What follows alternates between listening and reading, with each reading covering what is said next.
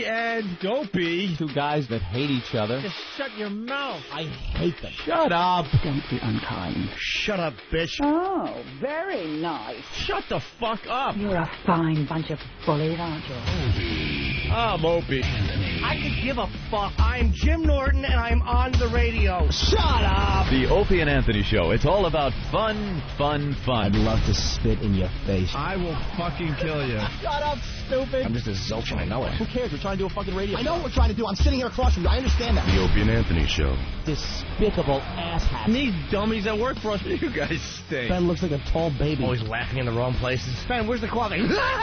He rock. Hopefully he's going through a car wash with his mouth open. And there's Steve. Steve is a piece of garbage. And you stink. You are cordially invited to a robbery rape. This is family entertainment. This show is a disaster. The Opie and Anthony Show. If you have any poo, fling it now. But enough of this palaver. Let's get the show on the road. Hey, how do you become a radio DJ? Say the name of the station over and over. Play at least a half-hour commercials. Broadcast live from Quickie Mart. Smash lots of sounds together. Talk on and on about how you invented radio. Tell 'em, Fred. Play the same songs again and again and again and again. I see awful, terrible things in my life and turn it into something funny. That's funny. I'm funny. Who taught you how to do this stuff? You are right. I learned it by watching you.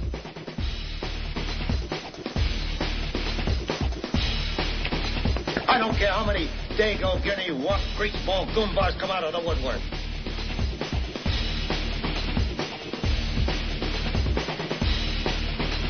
I am protecting myself. I am scared of you. Please call the police. You had best unfuck yourself or I will unscrew your head and check down your neck. I'm gonna kiss you on the mouth. Do you want to kiss me or?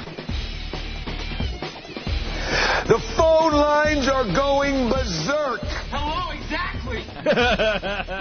Already fucking time, sweetheart. All right. Yes, Gunny. All right. Yes, Gunny. Good morning and welcome to the Opie and Anthony program Hi. on XM Satellite Radio. Exactly. We're on the radio. We're on XM. Whoa. Radio. The number one satellite radio company in America. That's right. By far. Not even close. Not even close. Stop it. Bunch of liars out there. You lie. Good morning, Jimmy. I hope. Let's get Jimmy involved right off the bat. His yogurt. Let's throw him off a little bit and eating. make it all about Jimmy right away. I don't know what to say. What a shiny apple. I'll say. Oh, my God. Who's that disaster on the screen? It's Eric. Rate my wows. Is that, Oh, that's great. I say, who is that disaster on the screen? You go, new Rate My Wow. Rate My Wow. Yeah, we do have a website. Steve. One of the headless ones. Steve is running all sorts of websites these days, and one's called RateMyWow.com, and some of our lovely listeners send in naked pictures of themselves. And others, like That one. Ugh. She got a 4 rating. She's not bad. Where's the top 10? I like her. Go to the top one that's rated like numero uno Yeah. right now. Let's see what that's looking like. Well, here's a 9.15. Oh, yeah. Oh, because it's two of them. It's two girlies. Wow. Two girlies getting together. Wow. It's a very nice wow. They're showing their heads and their boobs and the wow sticker. So there you go. Wow. Hey, there's something you don't see every day. What? She have big nips? Why did she Appropriate. only get an 8.5? I know. I think because she's got cockeyed nipples because of her Yeah. boob job. Wow, man. Yeah, that surgeon That's should weird. be What flogged. happened? This girl is beautiful. The left boob is perfectly set nice, and the right boob, oh my God, the nipple's way up to the right. It's tracking an aircraft. It's just up. Pardon me, ma'am. Why are your tits hitchhiking? That is horrid. All right, well, God, some of these surgeons are. How do they let them leave the office? Do you think they shut the door and go, yee, ooh? maybe she'll just be happy that they're bigger. Yeah. Does it look good on the side like that? Yeah, no, guys it's like fun. that. That's going to settle down over time is what that is. You see how it's up high? Over time, it's going to pull down. No, it's not. No, it's not. I'm lying again. I've set another one loose in the world with cockeyed tits. Oh, googly nips. You know, one nipple looking one way, one looking the other way, and her head's in the middle going, how much did I pay for this shit? Well, most of the girls on RateMyWow.com are beautiful. Yeah. Absolutely beautiful. But there's a couple of freak shows out there that are entertaining to look at also. Yeah. Rate My Wow. RateMyWow.com. Mm-hmm. Thanks to Steve from FoundryMusic.com, who also runs OpieandAnthony.com. Jesus. And has time to help out the radio show. He's a busy, busy man. Mm-hmm. Yeah, we were talking about this priest guy. Yeah, yesterday the story broke, and today, front page again. What is it, on both the papers? Yeah. Oh, yeah. 2 out of the 3. St. Pat's scandal. Rector's love nest. Ah. They were trying with that word rector. Rector and rectory, funny word. Funny word. I don't think they quite got the headline, though. No. St. Pat's scandal. Rector's love nest. Did he wreck her love nest? Rector's. You think he has a big hog and he wrecked her love nest? Is that what the Post is trying to get at? I don't know. Because they really try to get fancy with their headlines. Let's try it again. St. Pat's scandal. Rector's love nest. Yeah, I think her pussy got banged up. Banged up by the priest. Monsignor. Monsignor's Here's the Monsignor. The Monsignor is packing, according to the front page of the New York Post. Rector's love nest. Rector, I hardly know her. Ow!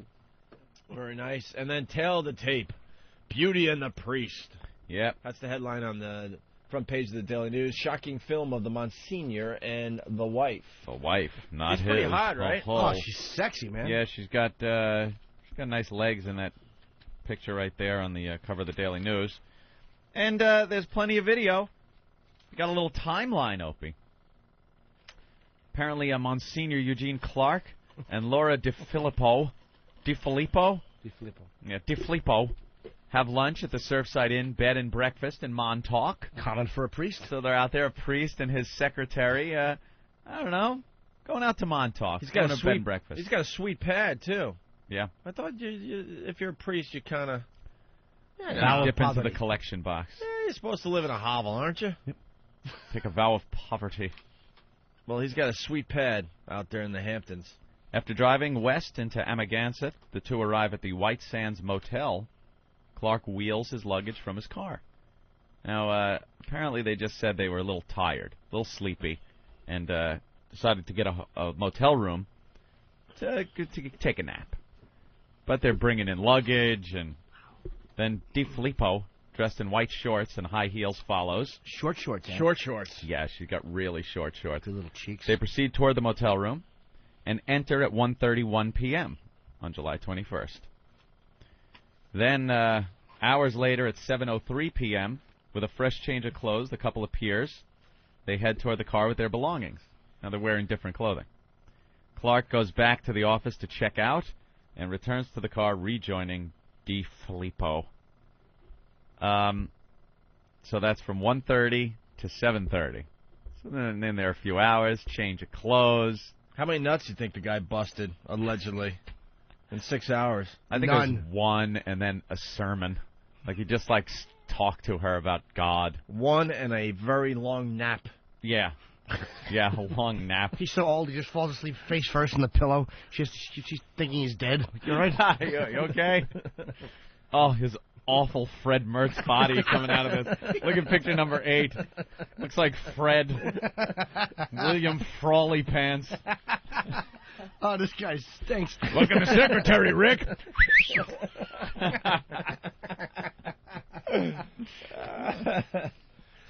Monsignor, an alleged lover. And then the daughter, now, of the woman, said she had seen the couple there, the Monsignor and her mom, in a jacuzzi together, and sitting on the Monsignor's lap.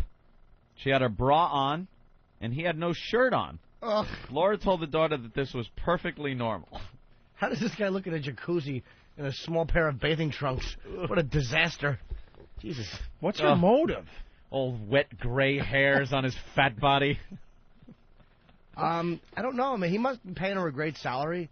It's got to be monetary because she's actually really hot. You think? There's no way. Look at him. Maybe it's a fatherly thing. You know? might be right. He looks like Peter Boyle in this one picture. Maybe that's what when he bangs her, he goes, "Putting on the wrist," when she comes. That's great. All right, the beauty and the priest insist they did not have sex, but she appears to have told at least one lie, and there's a damning videotape to prove it. On the day Laura De Filippo was caught on camera with the Monsignor at a Hamptons motel, she allegedly had told her husband they were heading to a storage facility 30 miles away in Riverhead, Long Island, to sort through some books. Yeah. Oy. Liar, liar. Yeah, this is... He's 79 years old. A priest. She's 46 years old, and she's a hottie, man. She's like a MILF. She's definitely a MILF, right? Many worshippers at St. Patrick's said they were grateful that the scandal wasn't worse and weren't ready to accept that this was a father-daughter relationship. So, I guess a lot of the people are saying, well, this is good. At least it's not a young boy. Yeah. You know, so they're looking at this. This guy lucks out. Like, hey, yeah, look, I'm having sex with a woman. Where's the problem? As much as I find the same, it's like the hypocrisy is so bad, it's like laughable. Yeah. It's just so revolting, but I almost don't care. It's like, you know what? He's an adult. She's an adult. Who cares? Yeah. She's married, though. But this has nothing to do with legality or anything like that. This is all just about faith. So if you don't care about the Catholic Church or anything like that, why should this bother you? You know, it bothers people because he's a priest and not supposed to be doing it, but who cares? I want to make a statement. Go ahead. I think we need to let the priest fuck. Jesus. All right. Oh, my goodness gracious. I think it's time. You think? Yeah, I think. You don't like the vow of celibacy? A lot of other religions, you know, the head guys there, they get to have a little nookie. A little hanky-panky? And I think, having these guys not, busting nuts. I think you're asking for trouble. You get a guy... Especially they're young guys, a lot of times when they start in this, when they go in this direction, you got a young guy that isn't interested in sex, there's a problem there. You're going to attract certain problem people. And that's what the priesthood has attracted over the years. That's why there's so many pedophiles. You know, I was brought up Catholic, and I don't know, you go to church and you go to weddings and stuff, and the priest that's always up there, he just looks like a creep. 9 out of 10 times, he just looks like a creep. Creepy guy. Like just something is not right, you know? And I know he's trying to do the right thing, and he's dedicated his life to his faith and this religion. Mm-hmm. But, just go with the basics. You look at the guy and go, man, what is wrong with him? There's something wrong with that guy up there. He's a creep. It's a lifestyle that's you gotta so let these far guys, from anything real. You got to let these guys get married. Then they can maybe relate to their the people that they're preaching to. The parishioners. The parishioners, whatever. I don't know the technologically stuff, the terminology. The jargon. I just know what I know. And that is that you got to let these guys marry. I have a question here.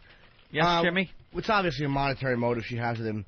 It says something about, it says in one of them, De Filippo's daughter said they were at Clark's $2 million vacation home in Amagansett, was that? Amagansett, That's yeah. way out there in the Hamptons. That's out Very there. nice area. How does a vow of poverty priest have a $2 million? That's what I was saying earlier. I said that's... he's got a nice spread there. He's got a sweet spread. Yeah, what is he pulling in? $2 million. Jesus. $2 million for running St. Pat's? He's supposed to take a vow of poverty, man. He's going to be broke. Yeah. I got bitter about this whole thing very early on. I was a caddy at the Huntington Crescent Club, and my priests would come to the golf course because they got free memberships and drive up in some sick Cadillac. Yeah. And then they would pop the trunk, and then their brand new state-of-the-art, top-of-the-line golf clubs would come out. I'm like, what? And they're begging for money 2 days ago. Yeah. It's not supposed to be like that. They're begging for money 2 days ago at the church, and then they're pulling up to the golf course in a sweet ride and really nice clubs.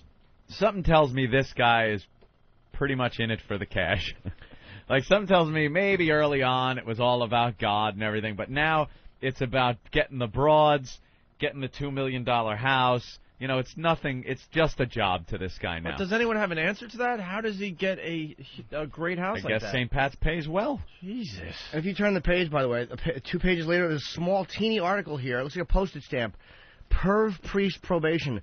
Catholic priest was sentenced to 10 years probation for attempting to sexually abuse a former altar boy on a trip. The boy was 17, so they gave him like a little kid. Right. How do you attempt to molest somebody? Either do it or don't. He is attempting to molest the boy. What, do you clumsily grope at his young hairless dick? And he moves and you realize you missed and you let it go? Just stop. Then you stop. It's been foiled. I think you're trying to shag a fly ball. You just reach out and it just slips away from you. You grab the helmet, it falls out of your hand, and you're like, nice try. Screw it. Do you guys, I attempted. I'm tired. You guys think it's possible that the priest is getting set up by the husband and the wife?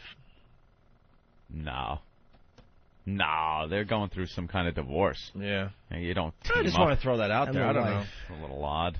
I think that, no, because if it was the wife was involved, they would have something really substantial on him. Yeah. Really embarrassing. Right. Like audio of him and video of him good asking point. for something weird. Good point. One of those Frank Gifford videos where he's giving it up the ass to some hooker in the hotel room. God, was that great. Wait, she knew he was Frank Gifford and she filmed him? Yeah. You don't know the Frank No, Gifford I know. story? Oh, this is going back years. What is That's this? one of the best ones ever. A dozen years ago or so? Who knows how long ago? And, Frank Gifford, married to Kathy Lee, of course, and he had this hooker that he had gone to a few times, and he liked to fuck her in the ass. He took her to this hotel room, but beforehand, she had decked out the hotel with cameras, hidden cameras, and microphones, and got him talking about ass sex, and just hung him out to dry. And Kathy Lee divorced him after that? Hell no. No. Forgave him and stuck with him, and that's great. But then she wasn't able to preach about how wonderful their marriage was anymore, and every 2 seconds talking about Frank and their loving relationship and all that happy horse shit. He just wanted ass sex, and she wasn't giving up the pooper.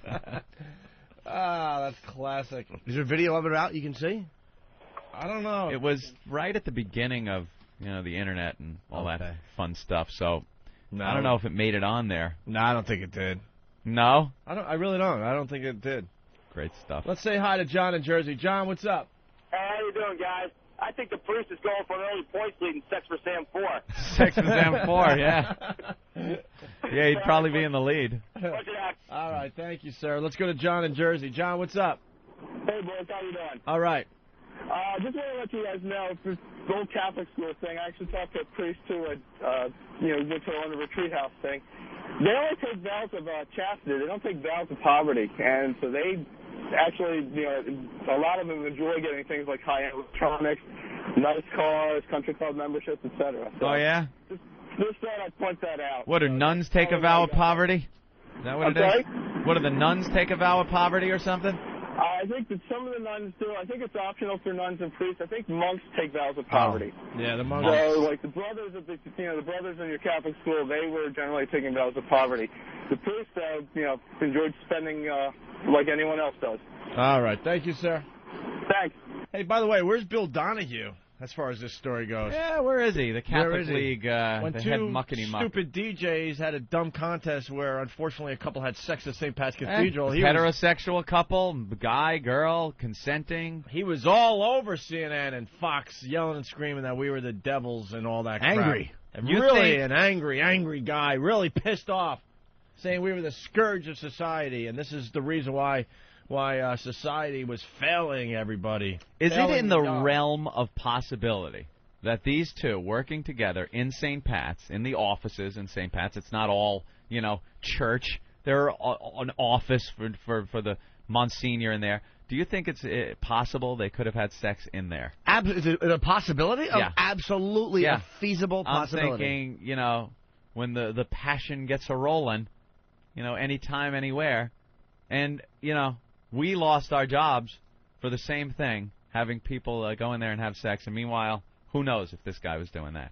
I mean, It's possible. And we weren't in the actual church, by the way. No, so, no. You know, it would be very similar. We were in the Yeah. vestibule. What hypocrisy. What is the Catholic League is built out of you? And I mean, maybe I'm sure a lot of the pastors would be interested. I'm curious as to if there anything was written. You guys might want to go and check out that website and just see if anything was written about it. Interesting. I don't know, but sometimes they update on their website, so maybe they've written something condemning this. Yeah, I would hope they would. But I haven't heard old Billy Boy talking. Old Billy Boy is hiding, I'm sure. Of course he is. And hoping this goes away fast, but it's on the front page of 2 out of the 3 New York newspapers. This is why you hate people like him. If he was out there and being vocal about this, all right, well, it's just what he does. He's a Law and Order guy. This just in from Eric Logan. Non-adulterous Christian music is still alive on The Fish here on XM satellite radio. I didn't get a location check from Mr. Elo today yet. He just jet sets all over the country. Did we find out what happened yesterday or no? I don't know. Okay. I asked Opie the same question about the secret room and not being allowed in, everything that happened at his little surprise appearance at the release of the new equipment for XM. Well, they called it Christmas in August. And, Christmas in August. That's and it happened 2 blocks from where we broadcast from, and we weren't even invited. We didn't even get an invite. No. And I found out about it, and I happened to live so close. I'm like, God, I got to go check it out. And, yeah, then... You're a stone's throw, Ope. I walked around, and most people, I just felt, were looking at me like, what are you doing here? We didn't invite you. And then there was a secret room, and I wasn't allowed in there. Secret. I guess some incredible technology is coming out in time for Christmas or something. I don't even know. And so I don't know what they told me yesterday. And then, I asked Ope, what did he say? What did anyone say? And he's like, I don't know. Remember I said there was no hint that we even worked for the company when I was walking around the big room, and they showed Major League Baseball and Ars Confidential, and I think they had some Al Franken stuff or Air America stuff. I'm not positive now. But I definitely looked for our stuff, not even a hint that we work for the company. I was told the reason we had no signage at the event, this I remember, was because I guess the Teamsters are really big fans of the show, and they stole... This is really what you heard. And they stole, what are they called? Our big pictures, our placards, or whatever you want to call them. They're huge pictures of us, yeah. They Signage. stole the Opie and Anthony signage. That's not out of the realm of possibility. That they someone assumed took it. that they were going to pack it up until next time, but I guess a few Teamsters are huge fans of the show and decided they needed life-size blow-up pictures of Anthony of and us. I so they could go home and jerk off to our pictures. Right. What else are you going to do with these dumb pictures? Exactly. That's what was told to me. That's why we had no representation at the thing. Apparently, Jimmy Hoffa has your thing somewhere in the Meadowlands. Stolen by Teamsters. So this was being told to me yesterday while I was in my apartment, and this is the face I made as they were telling me. I was embarrassed to hear the explanation. All right, so why weren't you a little light? Why weren't you allowed in the secret room? Did the Teamsters steal the list? That I still don't know. I still don't know. It was. But you did say that there's some guy that actually builds the stuff. Builds the stuff. Not builds. What does he do? I guess his job is to make it all work. Isn't that part of building? I think they outsource that stuff, right? No, they all got internal guys. Oh, that's all right. Yeah, you're right. But it's a whole different department. So these guys build the stuff, and then this guy Tony has to make sure it works. Yeah, and he wasn't allowed in. Supposedly, no. I don't believe that. But even if it is true, what is that supposed to go? Look, it wasn't just with you. There was incompetence all over the place. That's not acceptable. Why wasn't he allowed in? Yeah. Isn't Tony the tech guy? Yeah. The guy who built this studio? Yeah. Of course he was allowed in. Maybe he didn't want to go in because he designed half the shit. Knows what's in it. It's not a secret room. It's the well-known room to it's him. His basement. Right. Guy built this studio. He doesn't care about that room. He's seen it all. Yeah. What do you think? They're not telling him? All right, we got some technology. Ixnay on mentioning it in front of the head tech guy, A. Who sees it then? There was no one in there. What, did the Monsignor bring in the old DiFilippo chick and eat her ass by the new MiFi? What happened in that room? So I don't know. I'm pretty much done with the excuses. You know, we'll do our radio show, and that's that. I think you deserve an explanation. We have passion for what we do, and we'll be the best at this again. Right. But as far as Washington goes, whatever. I'm done with your dumb excuses. They stole our blow-up pictures, and that's why there was not a hint that we worked for the company. I mean, that's silly. That's just silly. It's silly. That is. There's no other way to put that. Some excuses are asinine, others silly. Apparently, it was told to me like this. Apparently, a few of the Teamsters are fans of the show. Teamsters stealing your pictures? We'll tell you about it. Shut up. Shut up. It's not fine art. I know. Caricature of two morons. I know. What are you going to do with it? They transferred the weight immediately. The censors didn't pick it up. Jesus. But I don't. Even that. Okay, whatever. I mean, I don't. That's an odd explanation, and I don't want to use harsh language like silly, but it could be. But why weren't you allowed in the room? I don't That's what know. bugs me. It was explained to me, and I don't even know what they told me. There's no reason for it. See, in conjunction with not being let in the room, you tend to not believe the Teamster picture story. Of course not. Of course not. Yeah. If it was only the picture, and they were happy to see you there, right? And you were in the secret room, and everybody from XM made you feel welcome, then you would go, you know, the Teamsters probably stole our pictures. But when the picture isn't there, and you're treated like the scourge of society, and they don't let you in the secret room, no one talks to you, you're not a welcome member of XM, then you tend to think the picture excuse is silly. Oh, the excuses just get creepier and creepier. You know how people act around this program? People from D.C. They like. You ever see when they're like at Leavenworth when they're walking some guy who like has AIDS and spits on you? The way the guards will handle him. Yes. The way they'll put gloves on and put his hand behind, step behind him, and just touch his elbow. And that's exactly that's the same how vibe. we feel. That's how they treat us. We're bringing a lot of people to satellite radio, and yes, I don't know. It's good though. I don't know. It's weird. Hey, you know what? The show's going great. People enjoy it. We're having fun doing it. That's right. That's all I really give a flying fuck about. I don't care. An occasional visit to the secret room would be nice. I just appreciation. I've been at this a long time. I'm just looking for just a little bit of respect. Ah, just a little. Good luck finding that. I don't need people kissing my ass as I walk around all day long, but just a little respect Good every once luck. in a while would be nice. You were in the Daily News the other day as a celebrity sighting. That's not bad. It ain't gonna happen. No respect. All right, let's go to Chris. Chris, what's up? Hello. Yes. Go ahead, Chris. What's up, boys? Hey. Hi.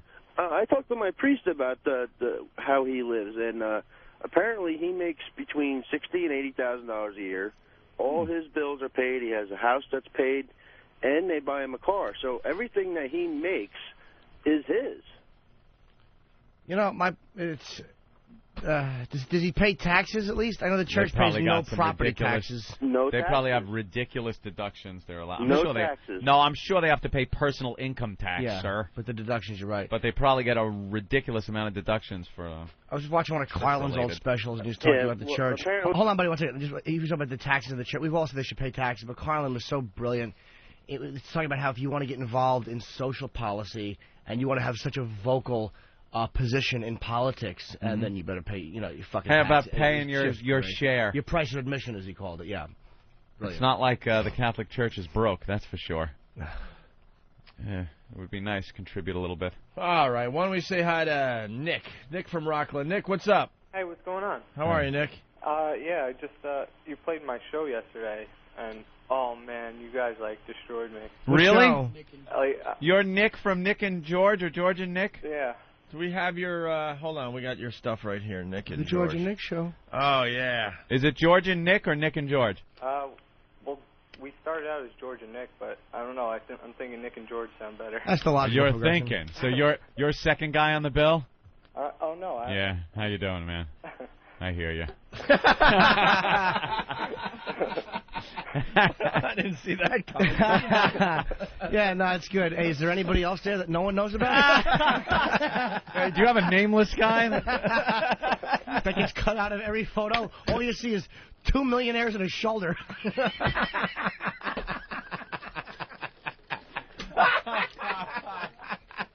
Oh, that's horrid. That's hilarious. Nick Yeah. and George, okay. And you're George George? and Nick. Oh, no, I'm Nick. He's Okay, Nick. you're Nick. All right. Yeah. Yeah, we're going to be handing out some more golden tickets, so people are starting to send in their radio shows, and Nick and George were brave enough to send in their, what is it, a podcast? Actually, we're freshman college radio. All right. Ah. And yeah, I mean, you guys have influenced me like greatly. You're basically like the reason I started to go into radio. Isn't that nice, Opie? Look, we're molding young lives. I'm sorry about that, bro, because the business has changed to the point there's no money to be made anymore. Yeah. Yeah, Opie took it all. Freshman college, I mean, that's pretty young. I mean, it's You know what? I got to a tell young Nick guy. something. Someday I will bring in my college radio shows. And I got to tell you, your Nick and George show is much better than what I was doing in college. Now that he's on the phone, you got to make him feel better. Which one was Nick and George? I'm trying to remember. I what was bit doing they stuff did. like the Genesee Valley forecast back then. Giving the temperatures for towns that I couldn't pronounce. It's very important in the public interest kind of thing to do, Opie. Yeah, I heard it. Like my cousin Danny, Danny? he called me up. He's like, yo, they just played a piece of your show, so I waited for the replay. And, He waits for the replay, and we just slammed him. Yeah, I was just like, I probably felt like how Norton felt with the large-backed man. giving the Really PK, good? Where he enjoyed it so much, and then feeling that back, and then he was Expecting one thing, and then you get something else. Well, maybe we weren't fair to the Nick and George show. I don't remember what was a bit. I got 3 bits in front of me: hairy ass, Halloween, or puberty. Yeah, you guys couldn't have picked gayer stuff. Oh, the puberty one, right? Where the guy in the dude, what is with the guy in the puberty shirt? I don't know, because my co-host George, he's so random. Like he'll just spurt out stuff, and I just have to go with it. Yeah, Like but a what was he getting at? Like that would have been something that here on this show would have gotten the crickets and would have ended up on the bomb segment. Yeah. But he kept going with the gag. What is it, like puberty's chasing him? Yeah, I don't know. He's just, like I said, he's just completely random. But Yeah. I mean, he has. Nick, I got to be honest with you. Yeah. I think you got to get rid of George. Yeah. Well, You have any other friends you could do the show with? Because I hear a little talent in Nick. Yeah. Yeah, I think George is holding Yeah. you back. I really like. Listen to me. George is a cancer and an anchor. Fire him.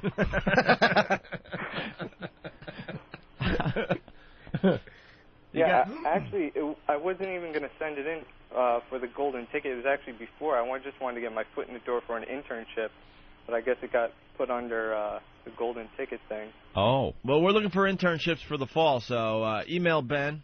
Tell him you were on the radio show, and we'll get you an interview.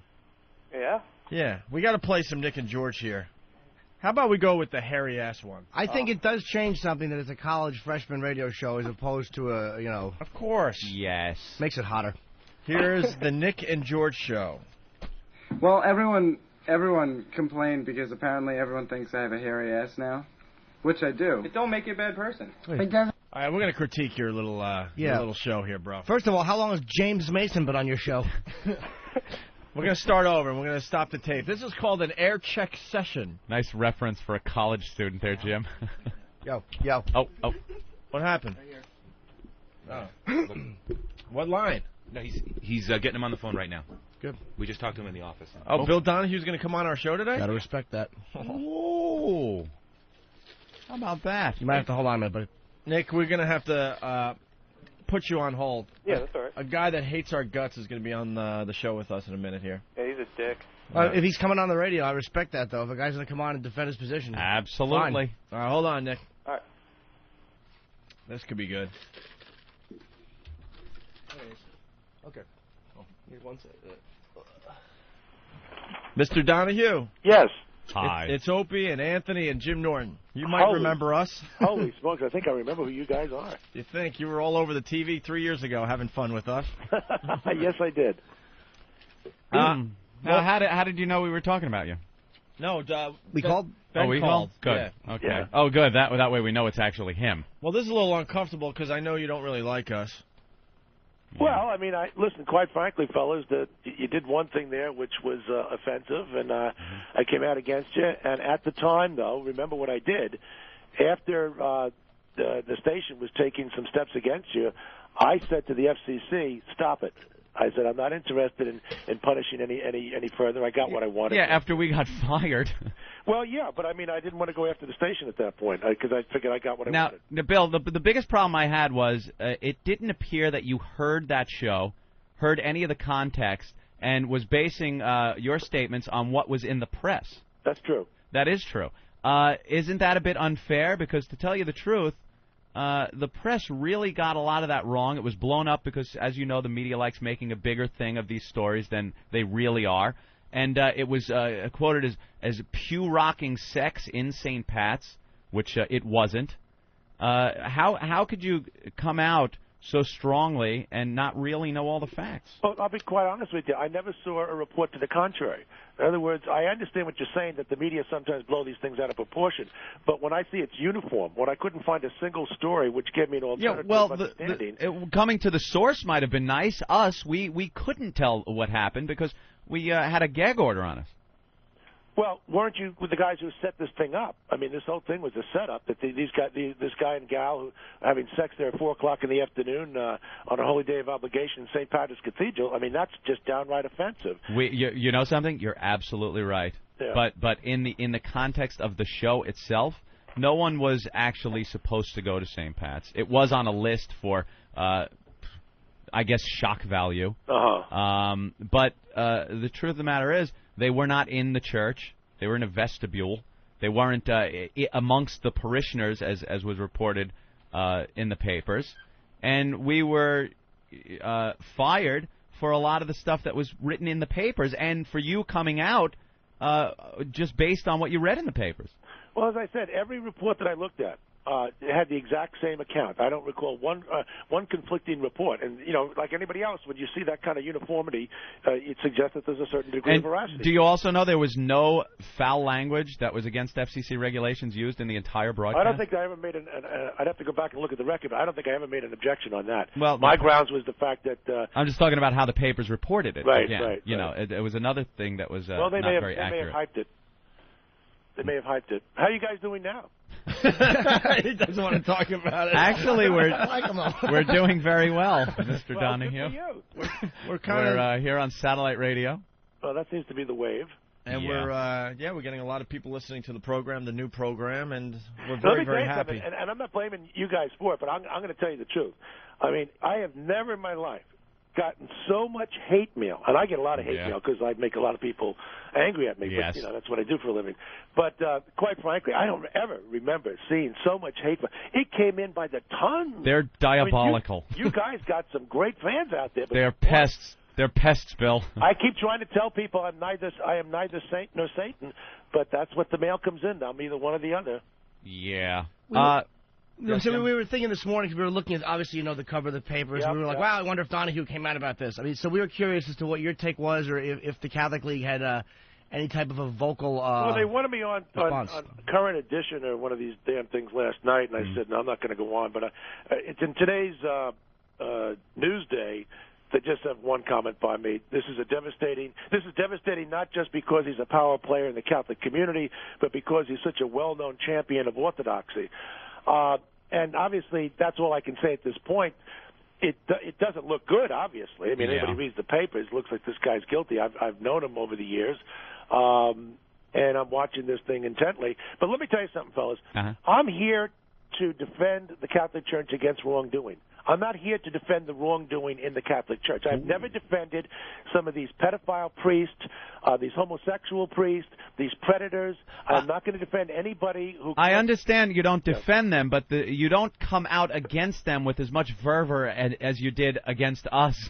Well, you know, quite frankly, I mean, then it'd be like, what would you say to the ADL if they had a similar situation? I mean, we're an anti-defamation organization. I mean, I don't go around giving trophies to people who say nice things about Catholics. I come out to defend people like Mel Gibson, who's a good guy who got ripped apart by people who, for all kinds of reasons, because he's anti-Semitic, he's engaged in violence, it's pornography, all of which was a lie. You know, and listen, there are priests who are lousy priests, obviously, and I don't feel it's my necessity to go out and blast every Father Murphy who can't keep his zipper up. Mm-hmm. I hate to say this, but I believe like I Bill. like Bill Donahue. This I guy's a hate classic. to say it, but I'm liking Bill Oh, Donahue. this hurts. Well, listen, I'm just a straight shooter. I'm not going to clean up the mess because somebody else keeps spilling it. And, quite frankly, all men have breaks. And if they don't want to use them, then you have to deal with the consequences of your behavior. Yeah. Do you think the church has taken enough steps to kind of stop a lot of the things that have been going on, which have been covered up for a long time? I think most of the damage was done in the late 60s, the 70s, and the first part of the 80s. And since the 90s, at least, a lot of steps have been taken to deal with this stuff. It angers me to no end, a lot more than you probably realize. I mean, after all, I'm the guy who's there defending the Catholic Church. So when I see this stuff, my blood boils because I am sick and tired of some of these priests who act this way. And you know what? If you can't abide by the rules, then get out. Yeah. No, that seems to be the thing, but it doesn't seem to be going that way. They seem to be covering it up and. Well, listen, I will say this, and look. When it comes to dealing with the media, most of these Catholic dioceses do a lousy job. That's because they're scared to death of the media. I have to tell you, in all honesty, I have been treated fairly, I'd say 90% of the time. I have been quoted correctly most of the time. I've had some ugly incidences. We all have them. You deal with the media on a daily basis. They can cut and clip and paste, as we know. But for the most part, they're fairly up straight. And when I hear these bishops and these spokesmen for the diocese always want to go mum on the issue, don't they realize that they're just itching away then at the media? The media are going to just keep scratching until they find out, why aren't you being straight with us? That's what the media do for a living. They try to find out the truth. And I'm not going to protect some of these numbskulls who work for these bishops as directors of communication because I've met enough of them. Mm-hmm. Well, man, the guy. What are you going to say? The guy fair. makes a good point.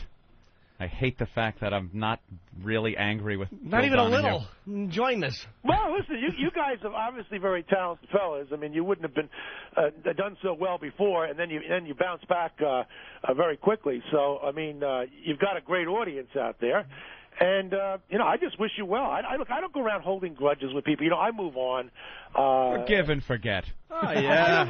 I mean, listen, we all screw up. So what am I going to do? Just sit around here and just lambaste Opie and Anthony for the rest of my life? I mean, we only had to sit out 2.5 years. It was only 2.5 years of our lives, Bill. Oh, it was all right. I guess you're right. Yeah. Now I'm dealing with things like the Da Vinci Code and stuff like that. Now I got to. Yeah, what's your beef with that? Well, I don't know. I was on with the Today Show yesterday. I'll be on with Paul Azan tonight to discuss this. I haven't seen the movie because they haven't filmed one shot of it. But did you read the book? Yeah, I read the book. I had to read the book because the media kept calling me about it, and I kept making comments. I haven't read the bloody book. I figured I might as well read it. I don't want to be a liar. Mm-hmm. So I had to read the damn book over a weekend, and it's okay. But look, I like what I don't book like about it is this. The Mary Magdalene thing, that doesn't bother me so much as this idea that the Catholic Church just invented the idea of Jesus' divinity in 325 of the Council of Nicaea is historical garbage. And I know something about this period in history. And, look, if Dan Brown wants to sell this as a work of fiction, I wrote to him on March the 18th of this year. That's fine with me. But if you want to say it's fact and fiction, then I think, we're going to have something to say about it. I will also say that, and you guys won't like this, I'm sure, but that's okay. I'm going to Nashville on Sunday to join in with some of these evangelicals on Justice Sunday 2, dealing with the whole question of getting pro-life Christians on the court. And I'm very concerned about some of the anti-Catholic comments that have been made against John Roberts. What's this ad CNN is supposedly going to, something that's not even true, they're supposed to air something about? Yeah. I mean, look, he defended some anti-abortion protesters on free speech grounds. The question is this, is he in favor of the bomb throwers in the lunatics in the pro-life community who throw bombs at the clinics? Of course he is. That's like saying that Ruth Bader Ginsburg, who is the general counsel of the American Civil Liberties Union, is in favor of Nazis because she defends the right of Nazis to march in Skokie. Nobody would make that argument. So I look, if you don't like Roberts, go against him for different reasons, but my job is just simply here to say to the Kennedys and Schumers and Leahys and Durbins, as well as the Barbara Walters and the NPR people, Mario Cuomo, Larry King, all these people who keep raising, you know what? This guy's a Catholic. This would be the fourth, Christopher Hitchens, that bigot.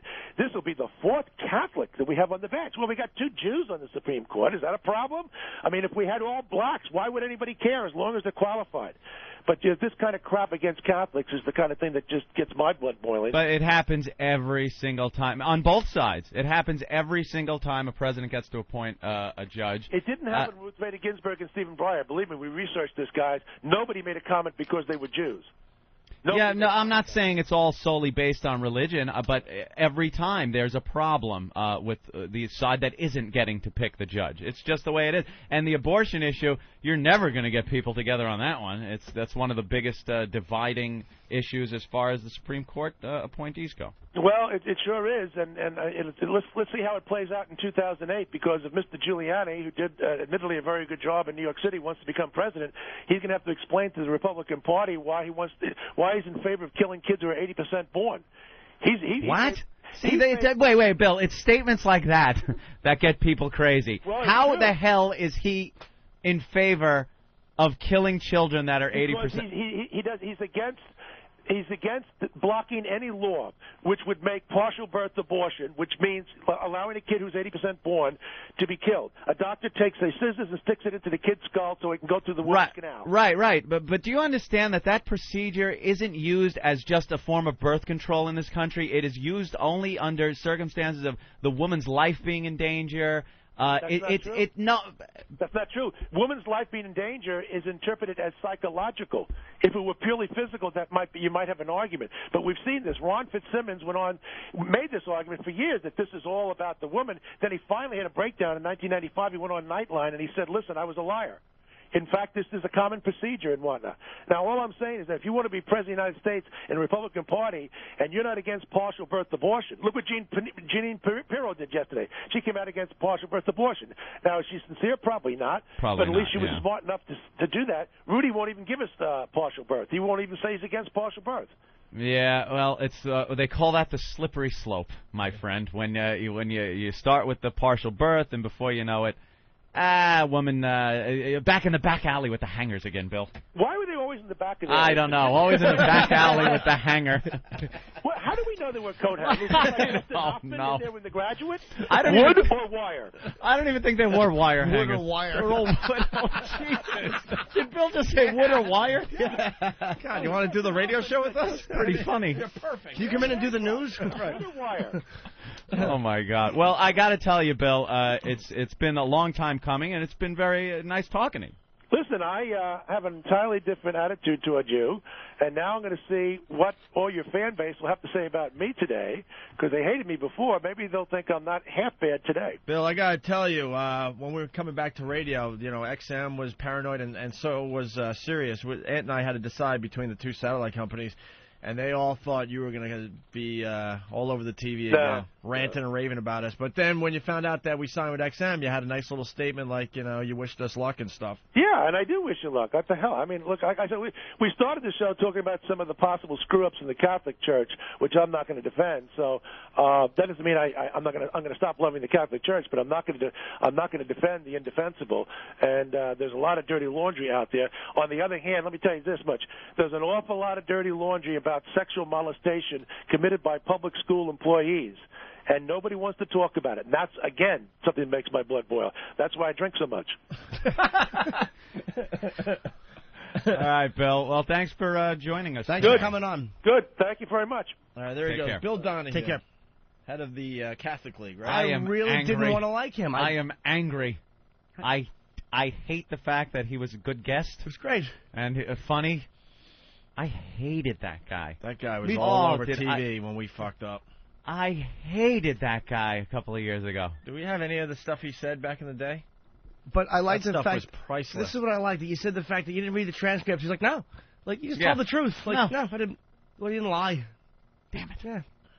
Like you really want to, like when Richard Huff came on, like for a much lesser degree. What's with these guys that come on the damn show? I know, and they're fun. And you can't just lay into them and curse him out and hang up. Because I dislike him for that one incident with this show, but I like the way he makes those arguments against, you know what I mean? Like a lot of the the Bader Ginsburg argument, and a lot of those other things I probably would agree with him on, except for the abortion Well, of course issue. he wasn't going to see it our way with the Sex for Sam thing. Yeah. I just wish he'd listened to the show. Well, halfway through that, I started thinking, oh, my God, I'm defending it.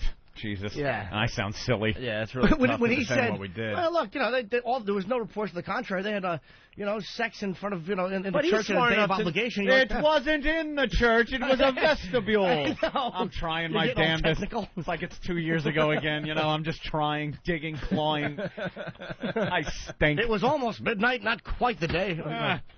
Before it was built, there wasn't even a church there. You brought up a scary point, though. One news outlet runs with the story and everyone else jumps on, and they don't even do their own research. They all just follow the leader in the media, because I couldn't find one story that said differently. Mm-hmm. And that was the same way. We got articles from all over the world. It was the exact same text in every single article. Yeah. Now, one person did their own homework or research. I don't know. Maybe it's us. Maybe it's us, Opie. Huh. I think back at AAF, we'd have heard a couple of whatever dudes out of you. And I probably would have went into a voice and told him to go fuck himself. I think we're getting mature. Ew. You're growing up. I think we're growing up. But can you imagine this? It's about time now that we're 50. You're not. Day over 30. Neither one of you. That's right, kids. We're 50 years old. 50. So he just got woken up, probably. I mean, it was 7-something in the morning by Mm-hmm. Ben or whoever it was, and they said, "You want to come on the air or whatever?" He's like, "Yeah, all right." Yeah, well, no sure. preparation. He just came on the air 2 minutes later. You got to respect that. Gotta give it to him. Hey, I respect anybody that has a beef with the show or had a beef and comes on and discusses it. You can't fault him. This might be Ron from Ron and Fez. Ron? Hey, you guys always kiss somebody after they rape you? Yeah, this is Ron from Ron and Fez. They're debuting on 202 on September 12th. What's up, Ron? What are you doing making out with this guy on the fucking air today? It was a love fest, wasn't it, Ron? Ah, shit. Jimmy just spilled all his coffee all over himself.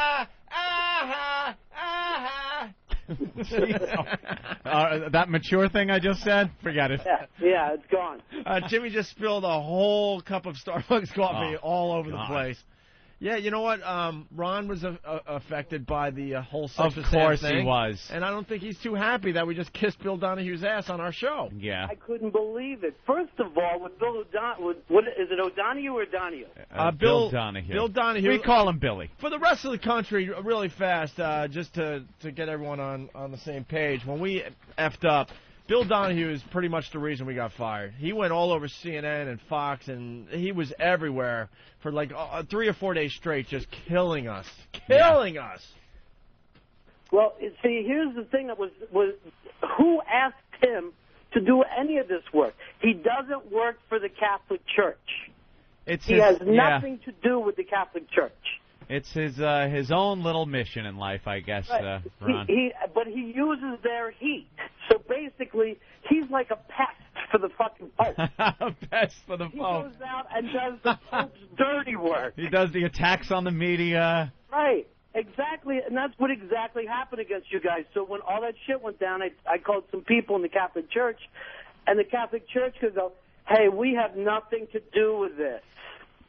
Our priest at St. Patrick's, he has nothing to do with this. Yeah, a lot of people thought he was a spokesman for St. Patrick's, but he wasn't. No one ever made a comment from St. Pat's. No. When we He did what just we did. uses the power of the church to run around, get involved in political things, and you hear him, he sounds like a union boss. He's just a regular guy. union He's like, hey. He does. Yeah, he was talking about hangers. Jesus. That was a funny gag. It was. I don't know, Ron. You're right. I wanted to be able to just lay into him, but I guess it's, a credit to him and how much of a regular guy he does come off as. And quite frankly, running Ron, an angle. quite frankly, we were a little scared. I didn't want to get fired again. We've lost a little of the fight there, Ron. When you sit out 2.5 years, you get a little scared. We're the wife with the 2 black eyes and the bloody nose. We know we're going back. Yeah. We're just here at the shelter for a little bit. Well, maybe if I keep the house clean, everything will be okay. Right, exactly. Right. I'll clean up. Whatever Bill wants, Bill gets. I just don't want to get hit again. We're beaten men. I just want to know where he makes his money. Yeah, well, that would have been a good. How does he afford to do this? How is he raising money to keep his gig going? Well, is it a non-profit organization? My question is maybe like most. I'm playing maybe Donations. most non-profit people have a way of having their salary paid under the umbrella of what the organization takes in. Yeah, donations probably. I'm sure he's doing very, very well for himself. I'm sure he is too. And Ron, my friend, let me tell you something. I had a lot of time to think. We were on the sidelines for 2.5 years. Mm-hmm. That thing that Ant and I did that affected you as well is the best thing that ever happened to all of us. Really? And one day you'll understand that, my friend.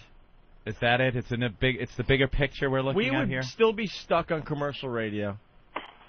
I'm telling you, we had to do our time, and now we're all going to be just that much better. We know we'd have been fired 20 more times after that last one. So that was God's will. It was God's will that day. And it's ironic that it happened right there in St. Pat's. I think it was the best thing that happened to our careers. I truly believe that. I didn't believe it at the time, and it took a long time to understand that. But now I fully believe that. God bless Bill Donahue. That's right. We're going to go out for beers with him. I hope Bill Donahue, by the way, Ron. Wait, golden what did Ron ticket. Say? Oh, what was that, Ron? I hope he rots in hell. Wow. We're giving him a golden ticket. He's getting his own show here on 202. It's Catholic talk with Bill Donahue. We forgot to tell you, we hired a news guy for you. His name is... Hey, by the way, Fez has been getting harassed at his fucking home number. Well, you gave it out on the air. Yeah, I made a mistake and gave it out. A mistake 5 times. Can we play some of those tapes for you to help promote your show? Yeah, do whatever you want. Well, tell them to send some of the good ones into our staff here. What happens, though, is that he didn't realize is that every time they did a replay that day... Oh, the phone's ringing. The phones blew up again. Oh, you have a lot to learn, my friend. Those replays are wonderful. Absolutely wonderful. You can't hide. You can't hide anymore. Remember the days you'd have a really bad guest on your program, and then you would trash them from the time they left the studio until they got in their car, and they had no idea because then they would turn on the station? Yeah. Well, now they get to hear exactly what you think about them during the replays. Yeah. Yeah. So. Yeah. I'm standing here in shame. 2 men helped clean up my spill. You really fucked up. That's, a cup of coffee, it happens. And this console is the worst Why for are that. you making Ed Schwartz I'm clean not up? making him. They just came in. I didn't ask Mr. Schwartz to clean up. He's checking the circuitry. Ed is panicking and fighting the urge to drill his elbow into my fat face. That guy is a very, very talented man at pretty XM. much the brains behind most of this stuff. Pretty much he is, and you have him cleaning up your coffee. I don't have him cleaning my coffee. He's making sure everything is okay. There is so much coffee now between the 2 layers of the console. This is the worst console for spilling on, Jimmy. Well, it's not like I picked consoles and said, all right, let me spill this one. It'd be the most trouble. It's so funny. It's just coffee. This brings back a memory. I was working in Rochester, WCMF, Rochester's home of rock and roll. I was fortunate enough to work for 3 homes of rock and roll in my career. Wow. And I was just a young go-getter getting some weekend shifts, and I would drink on the job. Of course. And I would have my beers on the console as I'm spinning Zeppelin records and Def Leppard records. Loosen up. I knocked one down into the board, and for the rest of my shift, I hear like... Yeah, you hope nothing happens, and then all of a sudden you start hearing it just slowly go away. And in between 20-minute music sweeps, I was trying to clean the beer out of the circuitry, thinking the whole time that the whole station was going to go off the air at any moment. And that would have been it for me. I would have been fired, and I probably wouldn't be here today because I really needed that job to get the next job, to get the next job, to finally meet Anthony to get here. So, look, I lucked out. These jackasses, it's not Phil Donahue. This guy Bob from Boston keeps going, Ant, it's Phil Donahue, not Bill Donahue. It's not that Donahue, you jack-off. God, what a tool. He's correcting me 8,000 times. It's Bill Donahue. I'm sure Bill Donahue is not even his real name. You don't think? Probably Schwartzman or something. I respect the guy for calling in, though. I mean, we asked for him, we emailed him, or however Ben got a hold of him, and he knows there was obviously an adversarial relationship, and he's like, all right, and he just called in. He does like any press he can get, though. Understandable, but you expect conflict. Like, all right, this is going to be nasty. What about this guy? That doesn't look good. He was honest. He said he never heard the show and, never really did much of his own research. Yeah, at least I got that answer. He got on the front page of the paper. That's all he wanted. Of course he has no hard feelings towards you guys. You helped his career. Damn it, Ron is right. I know. Call back, Bill! Call him back! Hey, trust me, my parents are very involved in the Catholic Church, and it's, hundreds of miles away from you guys, and it would be in their little newsletter, like, here's some of the stuff going on. We've got to defend the church. Yeah. Defend the church. They're the biggest landowner on the planet. Yeah. Now I feel all bad that Ron's yelling at us. I wish I was we handled it well. Yeah. The guy does what he does. I mean, it's like it's on the left and the right. You're going to get it from both people. We asked him to call in to deal with whatever's going on, and he dealt. He called in. Fine. It's not like he bashed us in a newsletter again. They wanted me to call in, but I wouldn't be associated with that. He's all right. It's like somebody saying, yeah, you know what? I ran over your kid with a car 2 years ago. Let's put that behind us and have a beer. These are good times. Ron. Yeah.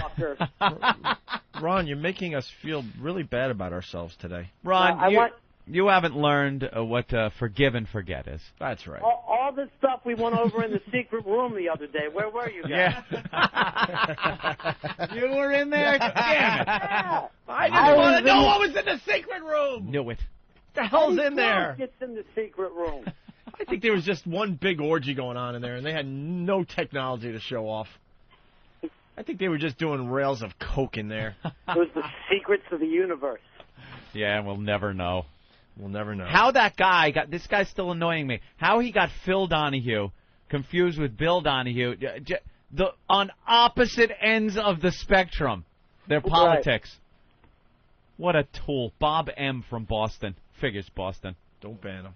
The weird thing I'm is, going to ban him. Don't ban him. I'm banning him right now. No, don't ban him. Ban this IP address. Don't, Ed. Oh, you're a tough nut. Don't. All he was right. just a little All confused. right, I'll let him through. This is why it's confusing. Both of those guys, Bill Donahue and Phil Donahue, have fucked Marlo Thomas. Ooh. That's the weird deal. Sexploits. All right, Ron. Yeah. Ron, All thank right, you. boys. Thank you for a little perspective. Did you have fun the other day? Yeah, I had a great time. Cool. I had a great time. Can't wait till you guys start, and we'll hang out a little bit, do a little crossover action again. Yeah, I guess we're going to come on and do a couple of shows the week before we go on the air ourselves. So we're going to hang out with you guys. Awesome. Very good. Ron and Fez debuting on 202 September 12th, right? Yeah. All right. See you later, boys. Thank you, Ron. Thanks, Toughen up. Toughen up. Ron's one of those guys, though. He holds a grudge like the mafia. He definitely doesn't. If somebody wronged him like that, he'll come at. He doesn't care. Nothing. Come at him. We're like, we understand. We were off the air for 2.5 years, 2 years, whatever it was, and it affected us. Yeah. We're kind of like now we take things a little lighter. I think if we talked to Bill Donahue a year ago, that would have went a lot differently. A lot differently. But now we're back doing our thing. It's been almost a year, and I understand what Ron's saying. We could have sat there and questioned him on it. Where do you make your money? Why are you using the Catholic Church as muscle for your agendas, things like that. But pretty much just wanted to talk about the issue we read about in the paper and our problem. We could easily have him come back on the show. It's hard to get annoyed. And believe me, I figured I would be very irritated speaking to him because but when he starts going, hey, look, I'm not going to defend these pedophiles. It's like, all right. Well, I'll tell you what. That's one of the do. points we made many times in this program. Yeah. Why isn't he jumping all over those guys? Here's what we should do. He's always popping up in the news for something. We know where he is now. Let's keep an eye on him. Let's keep an eye on him now. Now look what we do. I like what you do. Now when something happens, now we can get in touch with him and discuss it on our show, and we'll see where he stands on some of this stuff.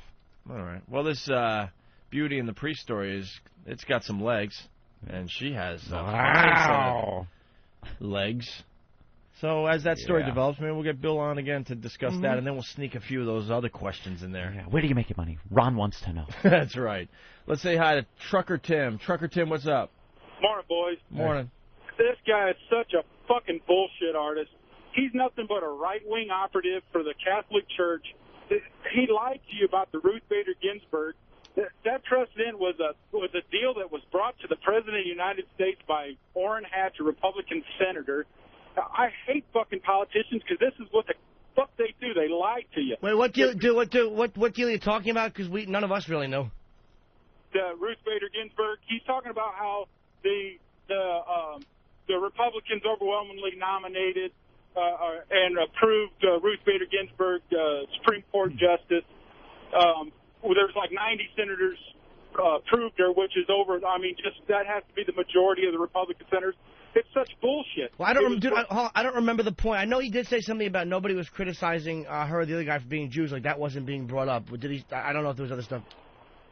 Well, I think that's what he was getting at. Yeah, I think there was more about. I could be wrong, dude. That, her being Jewish. He was saying that the religion wasn't mentioned. And it didn't come up, and it always comes up as far as Catholics go because they're known to be against abortion. Oh, you know, this guy's right, too, though, because you did say, hey, look, it does come from both sides. And he goes, no, for Ruth Bader Ginsburg, he did kind of say, like, she slid in. But did she slide in relatively easy? I'm sure she had some opposition, but I mean, she didn't go through what Clarence Thomas went through. No, Clarence Thomas really went through. Yeah. There was like five Republican senators out of 45 that didn't vote for her, and it's bullshit because it was brought to the president by the Republicans.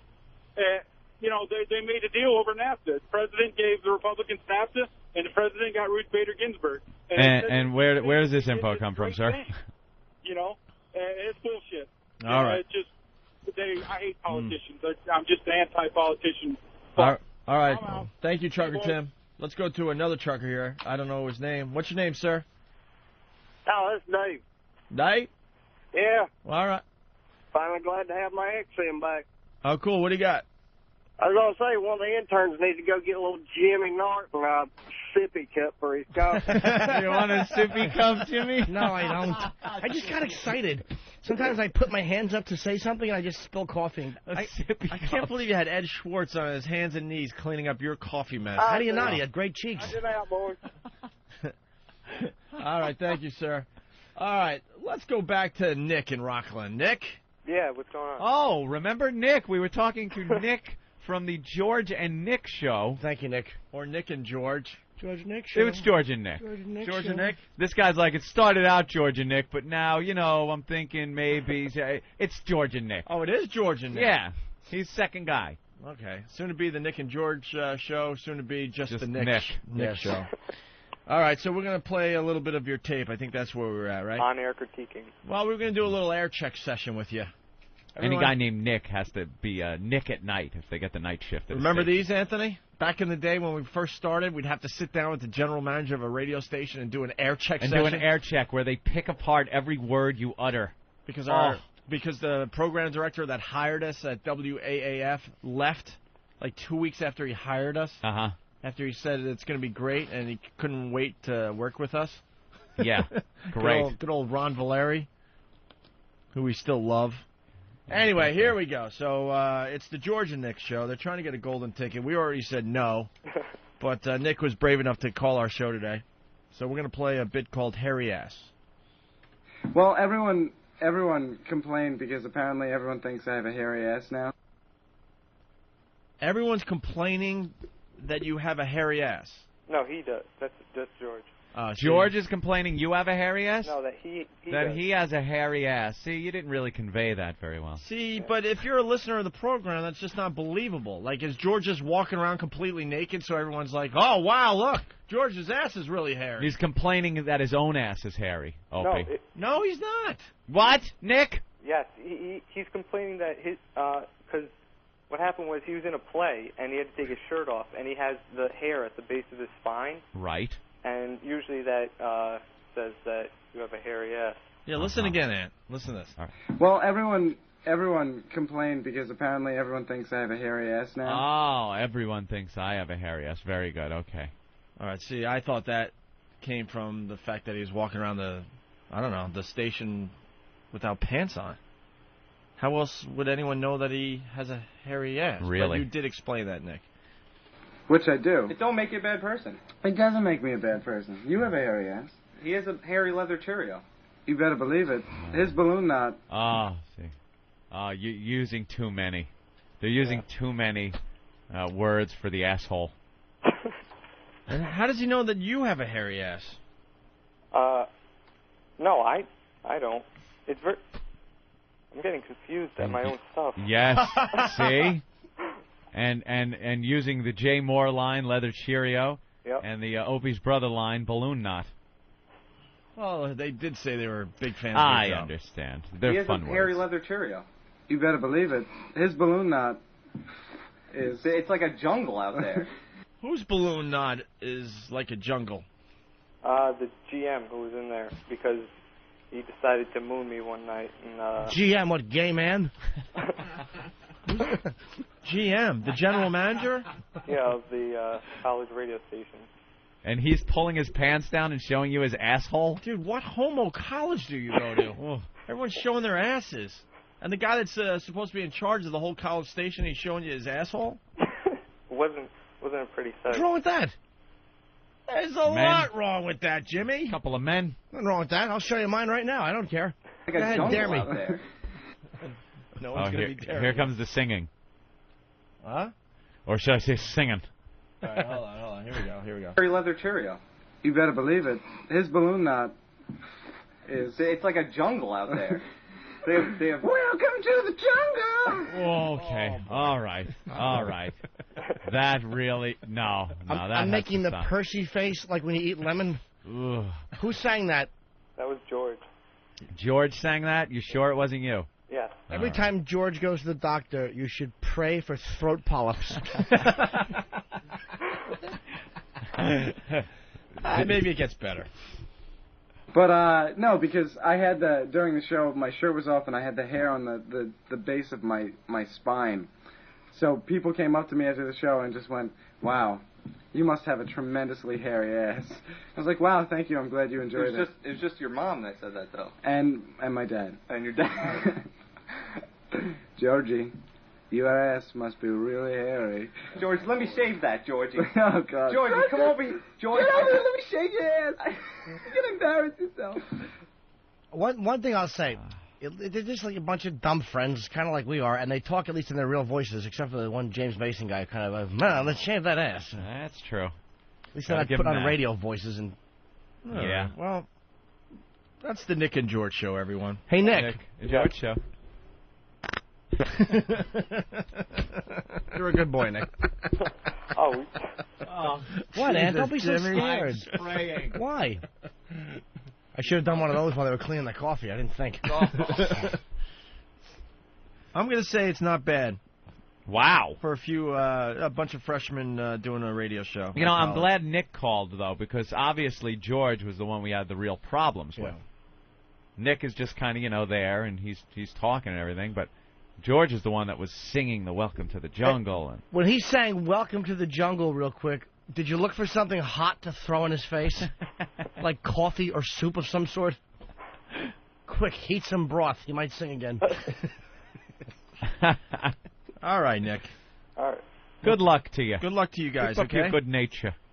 Did you get any of these? We sent a bunch of stuff. I don't know if you got anything. Yeah, we got it all, Nick. Don't you worry about it. What bit do you think we should play? Yeah. Well, I had like this one demo, but it's kind of long. Don't be shy. It was on that disc that just said demo. I don't know if you guys still have it. Hawk? Nick, you feel you're sounding all I'm getting dejected kinda and nervous. stuff. Don't be nervous. Don't be nervous. No. You're on the radio, too.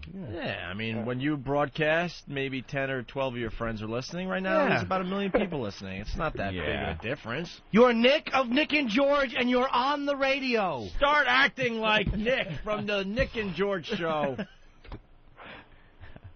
You know, maybe you say, I'm trying to do a radio show, and then maybe your friend sings back, I know you are, I'm sitting right across from you.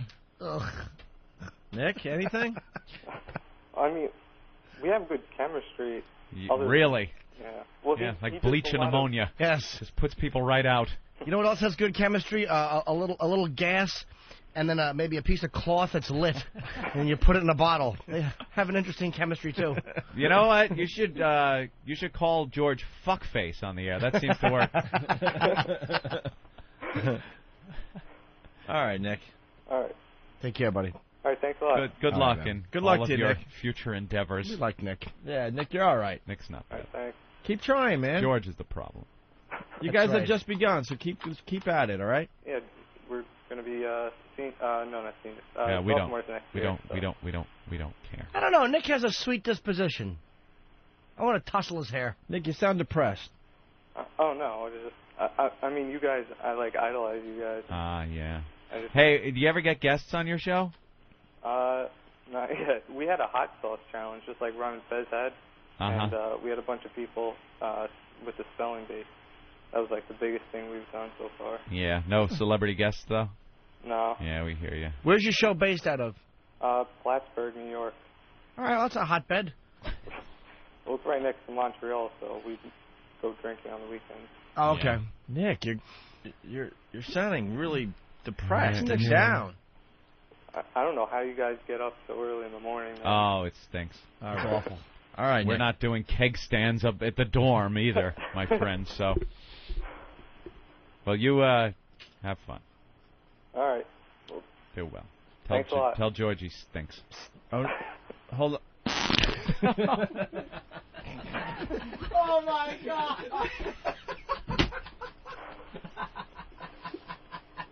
Oh, my God. You spraying my iPod, you fucking... What are you doing?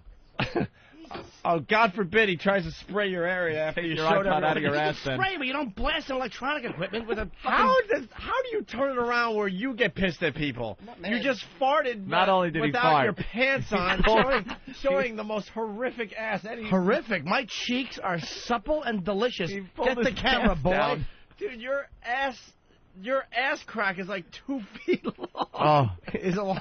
Is my crack long? that sounded like you sat down in a rubber chair with rubber pants on. It had that squeaky, just flesh, no muffling.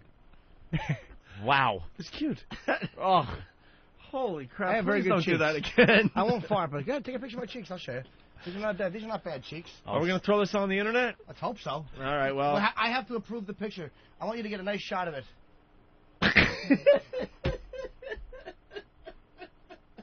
I got some problems, man. Please throw that picture up on opieandanthony.com.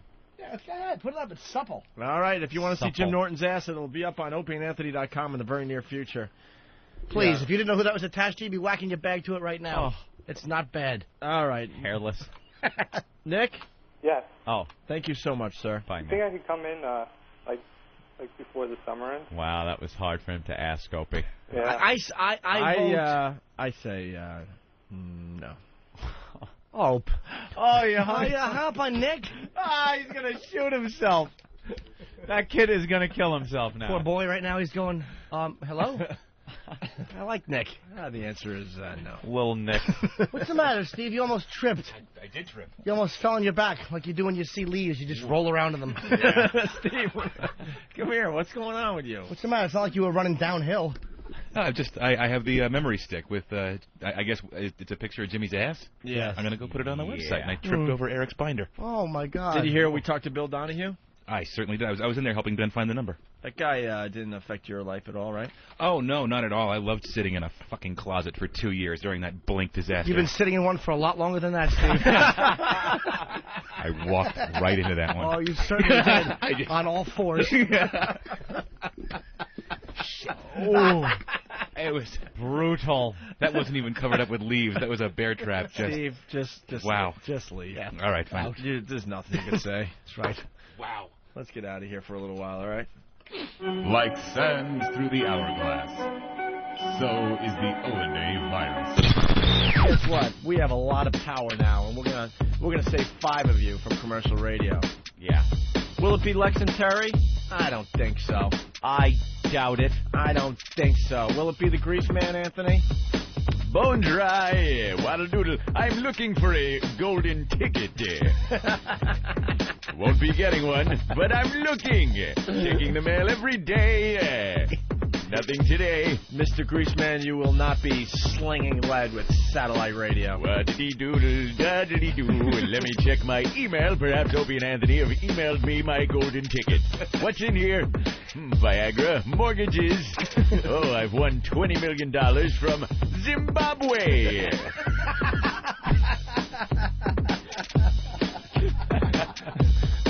What did he do? Maybe it's on page 2. Nothing. Where's my O&A golden ticket? Don't make me start pulling out my gun and slinging lead. I'll get attention. I want to be on XM satellite radio. Golden ticket. Let's see here. If I send my bank account number, I can get 20 million U.S. cashola. Cashola. Buy a lot of bone dries with that kind of bread.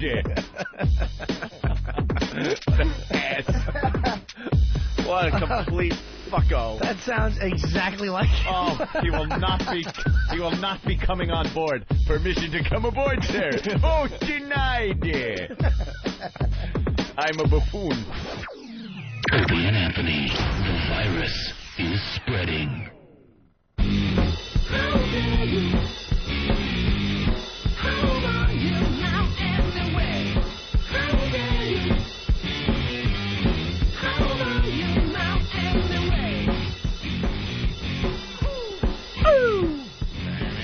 You're checking out the Opie and Anthony program. We like to call it the O&A virus, spreading across America. Spread the virus for us, please. Please. I guess Howard's lying again. Liar, liar, pants on fire. Radio just filled with liars. Liars! I don't think you should even deal with this. I think that maybe Stephanie should deal with it. Oh. That's who should deal with these conflicts on the air. Yeah? Sure, why not? Who? Just saying, people want to keep you out of the secret room. Yeah. They should go up and, if obviously you can't go in and see the technology, let them defend the company against bullshit allegations by radio people. Alligators. No, allegations. Oh, that's different. All right, let's play the tape. Oh. Just a quickie. Just a quickie.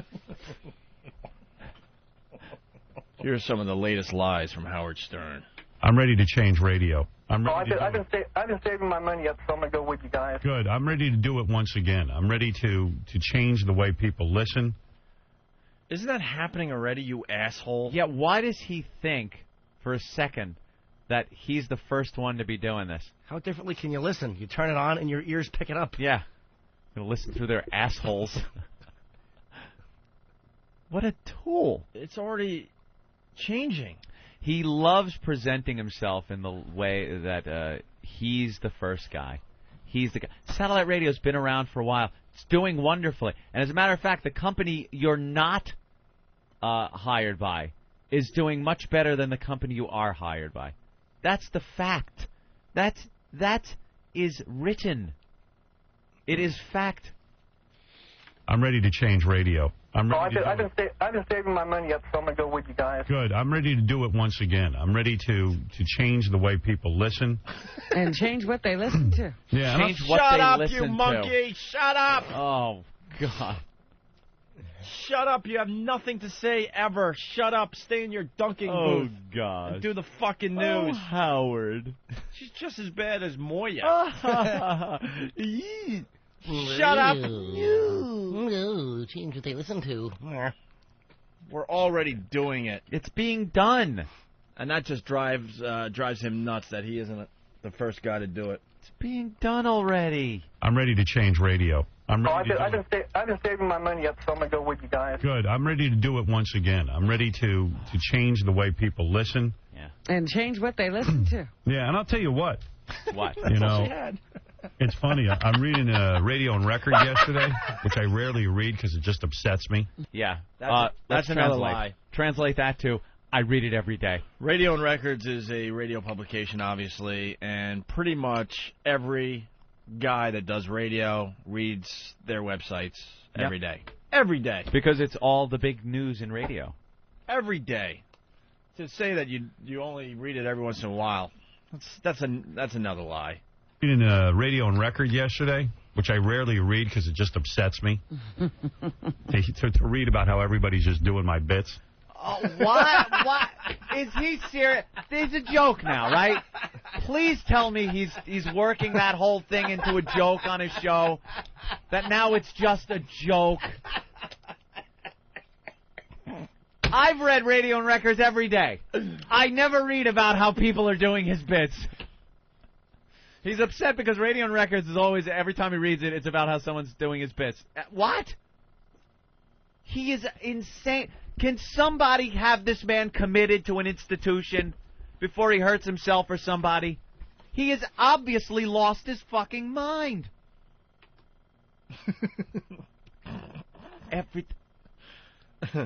He is paranoid. He is a paranoid man. Where's Radio Records, right? Where's the part about someone stealing Howard's bits? Well, where is it? Here are the latest headlines for today. I don't like reading it. KNX Los Angeles to move from historic Hollywood studios. I moved studios from K-Rock, Robin. KNBR San Francisco axes 3 for racially charged comments. Clear Channel makes... I'd like to hit my racially different co-host with an axe, if that's the... Wait, what? Oh, we'll go to that later. Racially charged comment. Guarantee they were white. Guarantee they were white. Actually, that's a really interesting story. Ooh. More jocks. No place on this program. Basically, more jocks being fired for just being tasteless. Well, what'd they say? Were they San Francisco? Yeah. Of course. Is RD his initials? Yeah, I thought it might be Rick in the gang, but so far Rick is continuing his hanging in there. His new job. Isn't it amazing the city? All right, I gotta do that before. Clear Channel makes expected outdoor entertainment moves. KLOS Blood Drive sets another record. This is the excitement that's on the RadioRecords.com website. Where are all the stories about Howard being ripped off? And the rest of it is just completely even more boring, mundane. More boring headlines. He is crazy. The job has driven him insane. I got to hear that again. Every time I hear him say that, it just makes me laugh. Alrighty. And change what they listen to. Yeah, and I'll tell you what.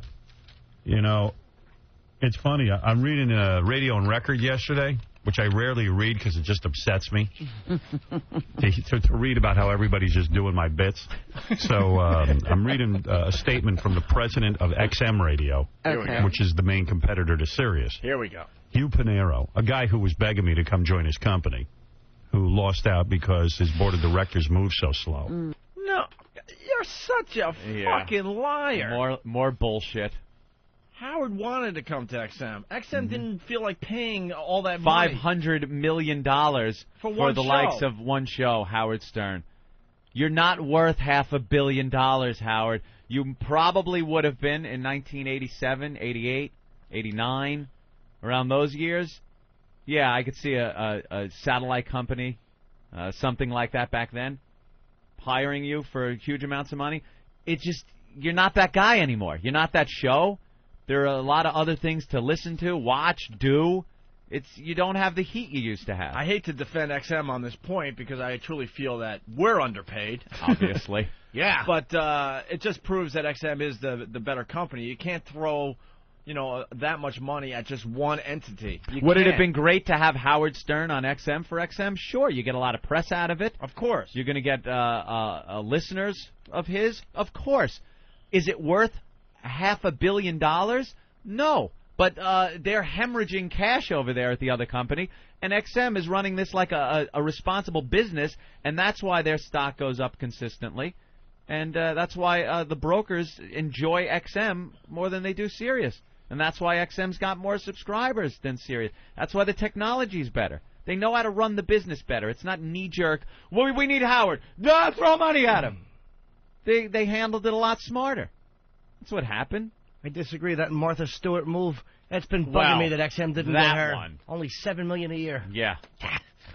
Hugh Pinero, a guy who was begging me to come join his company, who lost out because his board of directors moved so slow. Hugh Pinero doesn't seem concerned about Stern's upcoming debut on his company's rival. During XM's July 28th earnings conference, Pinero said XM hasn't felt any impact from the high-profile Stern-Sirius deal. Yeah, it hasn't. The subscriber rate is growing faster than they anticipated. It is over their targets. And these targets were in place before Howard signed with Sirius. They knew how many subscriptions they'd have by the end of the year, and they've always done more. It's not affecting. XM, I think, told Wall Street that they're going to have 5.5 million subs by the end of the year. Yeah. And now they already upped that number. Yeah. And some people are saying that they may even break 6 million by the end of the year. 6 million subs for XM. Right. So no, it hasn't had an effect, you asshole. And his proof is hot air coming out of his mouth. XM's proof that it hasn't affected it is the subscription rates. They're in the Wall Street Journal. There you go. Look at them. They're in the New York Times. They're in the New York Times. You can look them up for yourself. Look them up online on any stock page. July 28th earnings conference. Panero said XM hasn't felt any impact from the high-profile Stern-Sirius deal, which shows me how nervous he is. It's BS. Oh, shut up. Oh, shut up. Stop. Another whole ruining a radio show. Shut up. Let's see how talented you really are. I would love for K-Rock to give her own show, one fucking day, 4 hours, just her. She would have nothing. Oh, stop. Shut up, you hole, and read the headlines. Just shows me how... Well, just shows me how... It's BS, Howard. It's BS. Where's my 3 balls? I paid my $2.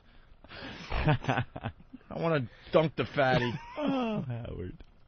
Nervous he is because what happened was... Oh, we got it. Yeah. It's so showing how nervous he is. So far we got it's BS and a yeah. So Hugh Panero getting on and saying and showing how Howard's had no effect on XM is showing how nervous he is. What? Oh, my God, he's crazy. He's insane. Please call up Howard and call him a liar and a hypocrite. From the high-profile Stern-Sirius deal, which shows me how nervous he is because what happened was if you had signed me, would have been over already. I don't even think Sirius would exist. Right, but it also helped him. That's another lie. That's another lie. He's putting too much power on himself. If he signed with XM, Sirius would still be there. There are 2 companies. That's the way it's going to be.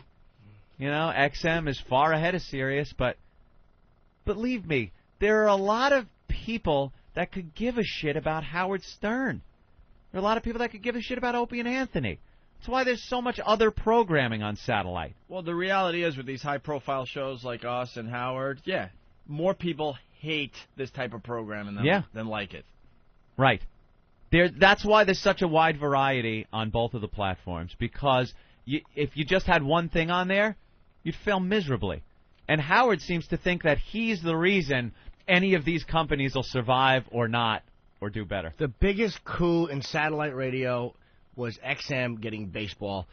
That is the biggest signing in satellite radio as far as programming is concerned.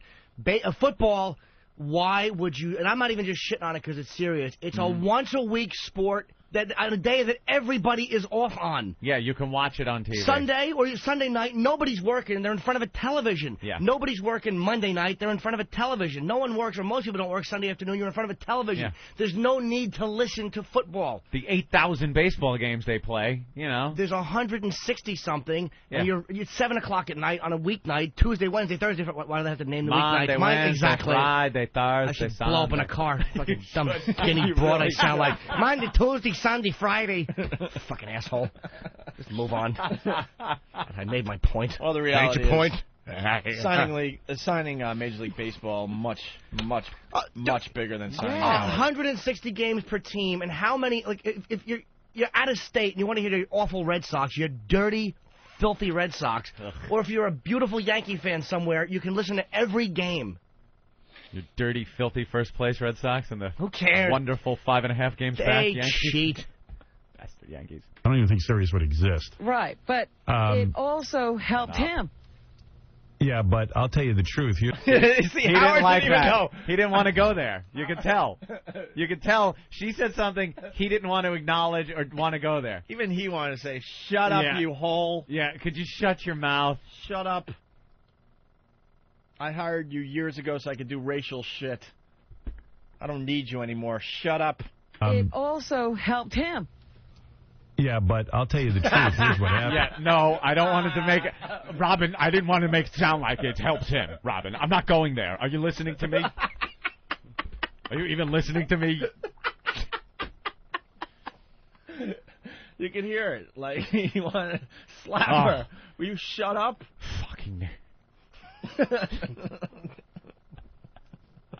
Also helped him. Yeah, but I'll tell you the truth. Here's what happened. Hit her. Sirius went from 600,000 subscribers to over... All right, hold on. You know, we got to set up this next line. This is why I hate radio. There's a bunch of liars out there that will just spew shit, and then their listeners will believe it because their hero is telling them that. When did you get this? Just now? What? Okay, just Ben sent an important piece of information in, and I just think it should be right. Here you go. Ben will sometimes fire in some stuff that's just helpful.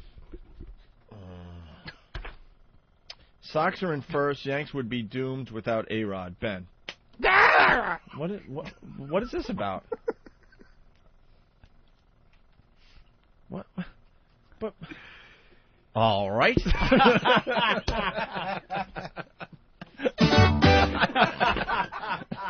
Hello, exactly. God damn it! Are you fucking with me? You blew it. Shut up! All right. What's that subscription rate doing? Bledsoe's not. He hurt his ankle. Way to stay on subject, is that Benny. great? All right, here we go. Oh, he's a psychopath. What you're about to hear is Howard Stern lying through his teeth. Hold on, Steve's on television. Oh, sure, I got it. What you are about to hear is Howard lying through his teeth. Sirius went from 600,000 subscribers to over 3 million already. Wait, I want to make sure I heard that right. Yeah. Because we back up stuff with facts that anyone can look up. Sirius went from 600,000 subscribers to over 3 million already. Right. But there's a little confusion as to exactly what satellite is, and he's benefited from that. He said 3.5. Yeah. Huh? Later on, he must say that. He boosted up in like 3 minutes to Wait, I want to hear that again. 3.5 million. But there's a little confusion as to Oh, where'd I go? Where'd I go?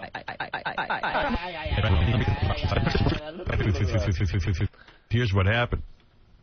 Sirius went from 600,000 subscribers to over 3 million already. Ooh. Ow. He's just a fucking liar, and you guys should call him up and call him out on it. Anyone can look up these numbers. Anyone. Mm-hmm. These are the latest numbers that are available, okay? Yep. XM officially has 4.4 million subscribers. Nice. This is something anyone can look up. And Sirius has 1.8. Really? He's over 1 million off. Really? Just blatantly lying to his listeners. Blatantly lying. But that's wait a minute, 1.8? That's not 3. Huh? Well, it could be. Do my math. And you know what? What's 10% of that? And you know what? You don't have to believe me. Look it up yourself if you're an intelligent person. You know? You should look up stuff on your own. But basically, these are the numbers that are available to anyone. XM has 4.4 million subscribers. Sirius has 1.8. Mm-hmm. But yesterday on Howard's program, he said this. Helped him. Yeah, but I'll tell you the truth. Here's what happened. I'll tell you the truth. Sirius went from 600,000 subscribers to over 3 million already. He's just fucking lying through his teeth. Yeah. To make himself look more important. And is he attributing that to himself? I'm sure he will. I'm sure he has. Right. But there's a little confusion as to exactly what satellite is, and he's benefited from that. What? Yeah. What? You fucking hole, will you shut up? up? What is she even saying? Shut up. Fat anchor. Oh. Horrible. There's a reason he keeps you in the dunking booth. Yeah, he goes, we wouldn't be upping our guidance if we thought there was an issue with regard to how he would affect the demand for our product, Panero said, referring to XM's decision to raise its year-end subscriber forecast to 6 million. What I think is great is I just read a report that aside from General Motors, they're losing out in signing all the cars because everyone since I announced all the car manufacturers saying, hey, well, let's go make a deal with Sirius, and that's where the game is won. What a lying sack of shit this guy is. There was a huge story that came out that said that Sirius, the Hyundai thing. Yeah. The Hyundai thing. Hyundai deal, XM got, and that was specifically the guy didn't want to go with the company that had hired Howard Stern. That was one of those that was just for that reason. The other ones, it comes down to technology. You want to go with the leader. Yeah, why does a car company, that's what a car company wants to do. Excuse me, could I get the unit in my vehicle of the company that has less than half the subscribers of the other company? Could I get the losing company's radio in my vehicles? You sound like an idiot, Howard, because your lies are so obvious. What fucking car company is going to request the losing company's radio in their vehicles? XM has consistently gotten the better car deals over the course of the competition between the two companies. Consistently have gotten the more lucrative car deals. The ones where they roll off the assembly line. And this is early on, years ago. They rolled off the assembly line with the radios in the vehicles, standard equipment. Sirius's deals, a lot of their car deals, you had to talk to the dealer. You had to wait. It had to be installed as an option. As an option, as a pull on a hitch. And Hyundai came out and said that they made a deal with XM because they didn't want Howard. Where is your info coming from, Howard? Where is this info that car dealerships are coming? Are some of your kiss-ass dealers coming up to you and going, "Yeah, I'd like to have Sirius in my cars"? Is that where you're getting your info? How about getting it from Wall Street? How about getting it from General Motors? Where are these car dealers that are saying they'd rather have the second place company with less than half the subscriber base in their vehicles? You lying sack of shit with an unfunny fat anchor next to you in the glass booth. You liar. Let's go make a deal with Sirius, and that's where the game is won. Absolutely. Well, I told you, I was in a GM dealership, and the guy said, "I'm sorry, it's not Sirius." Yeah. Yeah. Oh, well. Sorry. We went with the company that's winning. Jesus Christ. We went with the company that we don't have to put this under the hood with the engine because it's so huge. And even Robin has no faith in Sirius. She's No. buying a car that has XM. Yeah, there you go. You fat Yeah. hole. I was buying a General Motors product because they are superior. You dope. Yeah. Sorry, no Sirius. I'll take it. I was in a GM dealership, and the guy said, "I'm sorry, it's not Sirius." Yeah. Oh, yeah, you's not concerned. And she thinks that's funny. You idiot. You just played your card. But you're buying a GM car that has XM satellite radio in it. You can't believe somebody that's starstruck. I mean, you think I'm sincere when I meet a celebrity? Yeah. I went to Billy Crudup. I'm like, dude, I'm a big fan. I had no idea who he was. Somebody had to point out who he was. You just say that. Yeah. Dealership, and the guy said, "I'm sorry, it's not Sirius." Yeah. Oh, yeah, you's not concerned at all. The announcement that Howard Stern was going to satellite's been in the marketplace for a year and a half, and we've seen no effect at all during that period. Yeah. That's a fact. That is a fact, asshole. You know what's funny? That's a fact. He's reading off what you said and trying to make it sound like Hugh is scared or nervous or this is bad news for XM. Everything he said, you can read in the Wall Street Journal. It's completely accurate, what Hugh Pinero is saying. There has not been an effect from Howard. Howard thinks he drives the industry. He doesn't. He's a very small part of it. That's it. He's a small part of it. People that enjoy his drive to Sirius. There you go. That's the only true thing he can say. And XM wanted Howard, but they weren't willing to, pay that price tag. He's not worth $500 million. They weren't willing to, gamble on that. They didn't need to. They're much smarter as far as the business goes at XM. They know they had the opportunity to get Howard and said, no, we're not paying that much. Sorry. Don't you think Howard would have liked to have started with 6 million listeners, subscribers? Don't you think he would rather have started with more listeners? Of course. They didn't want to pay him the money. And Howard went where more money was. Whatever. You can't fault him for that. Why not? But don't try to make it sound like he went with the better company or the smarter company. You went with the company that paid you $500 million. You made out good. But don't try to say it's the better company, sir. Or that Hugh is doing a bad job as far as the business end of this goes. Stop. Hugh is a facts guy. Yeah. He does facts. That's what he does. They're spoken to kicking him. your ass. A little more here. Let's see, Hugh. Let's see what the effect is.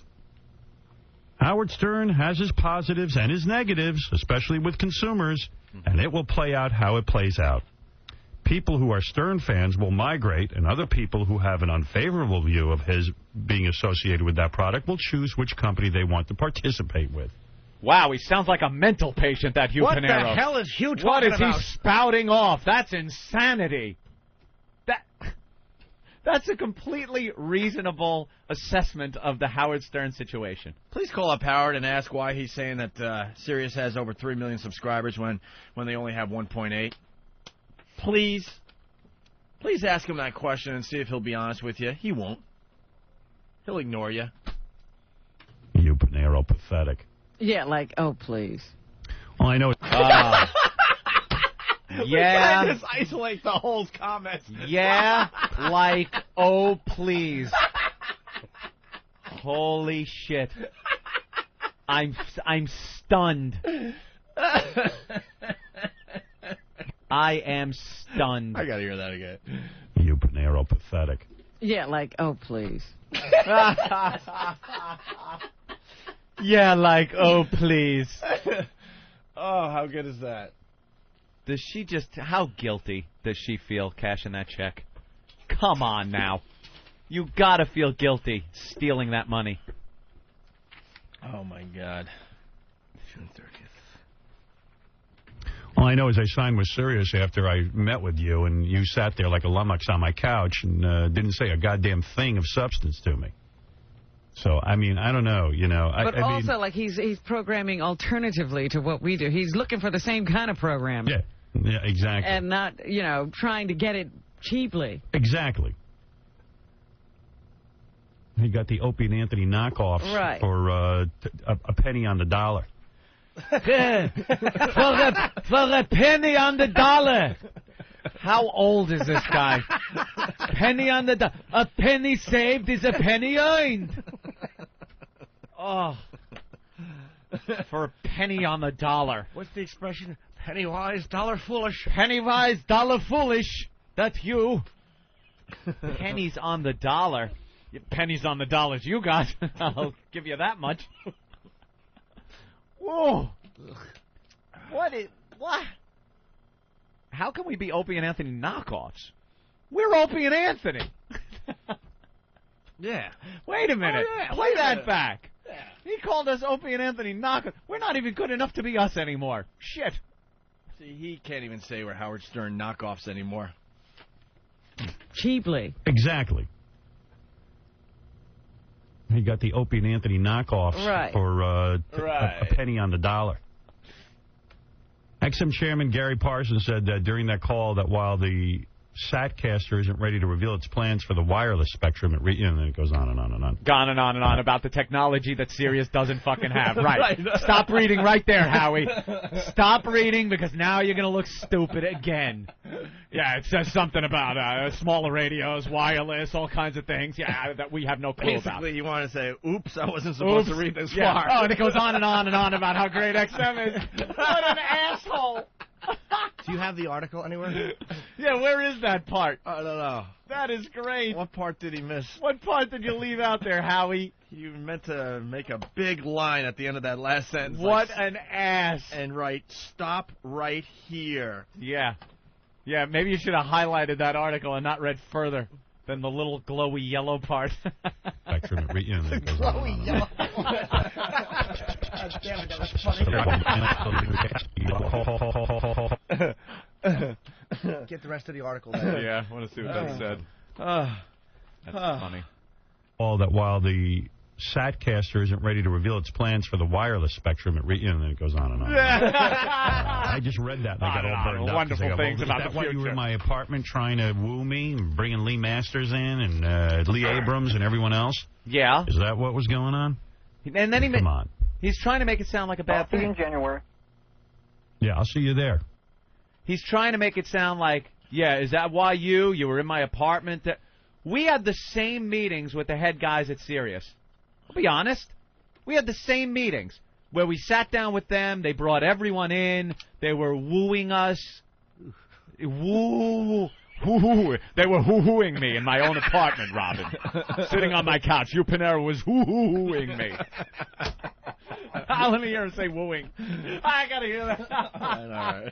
It was hoo-hooing me. Oh, hoo-hooing you. Oh, you worthless. You're worthless.